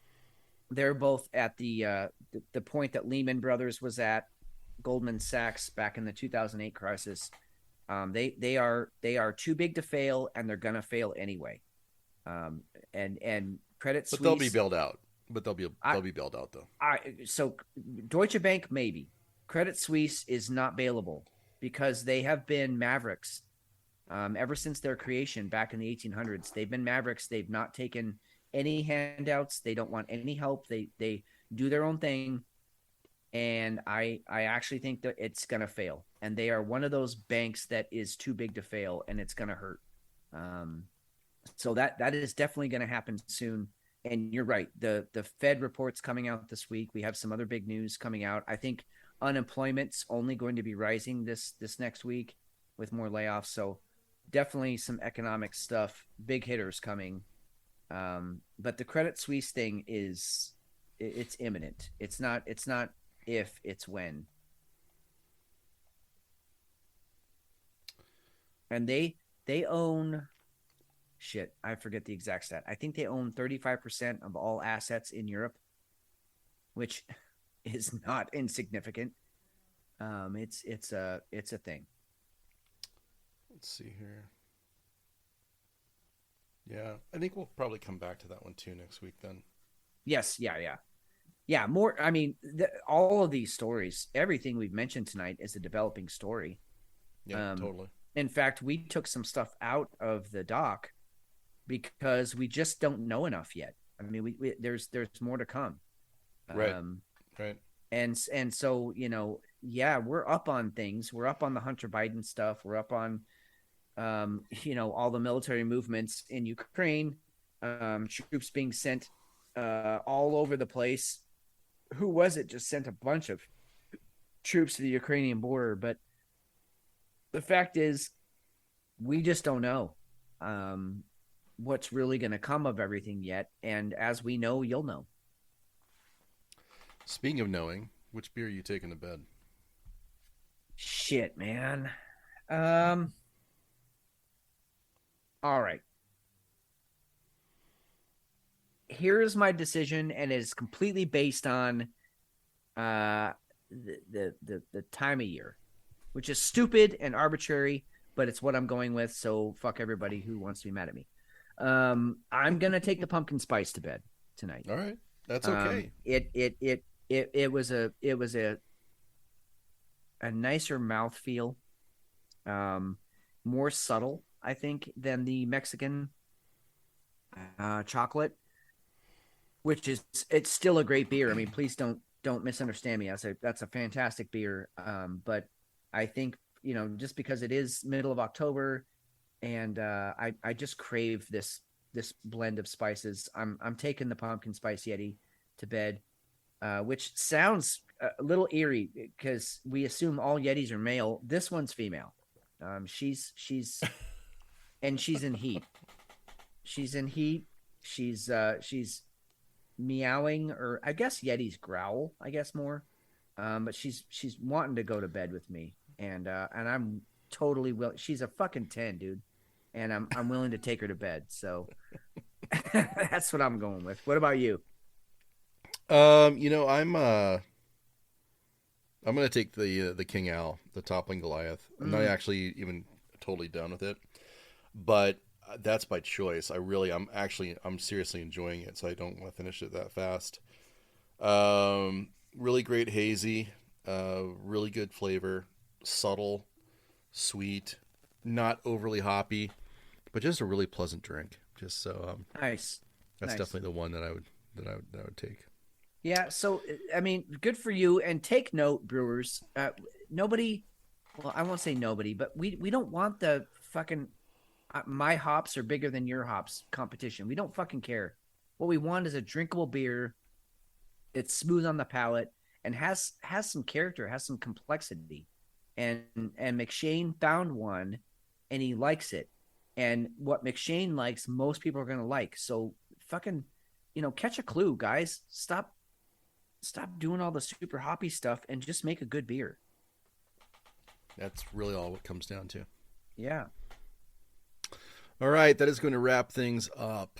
We appreciate you guys listening. Fun night, Fitz. Thank you. Great night. No, thank you. As always, highlight of my week. I can't wait for next week because, again, as we approach the elections and midterms, it's gonna get spicy, and that just makes for really good content for us. So, stay tuned. Thank you all for listening. Every one of our listeners. I don't care if you're in Langley, Virginia, or if you're one of our Hall of Champions. Every one of you, we love you. Thank you for tuning in every week. You are why we do the show. So thank you all. That'll do it. I'm Steve McShane.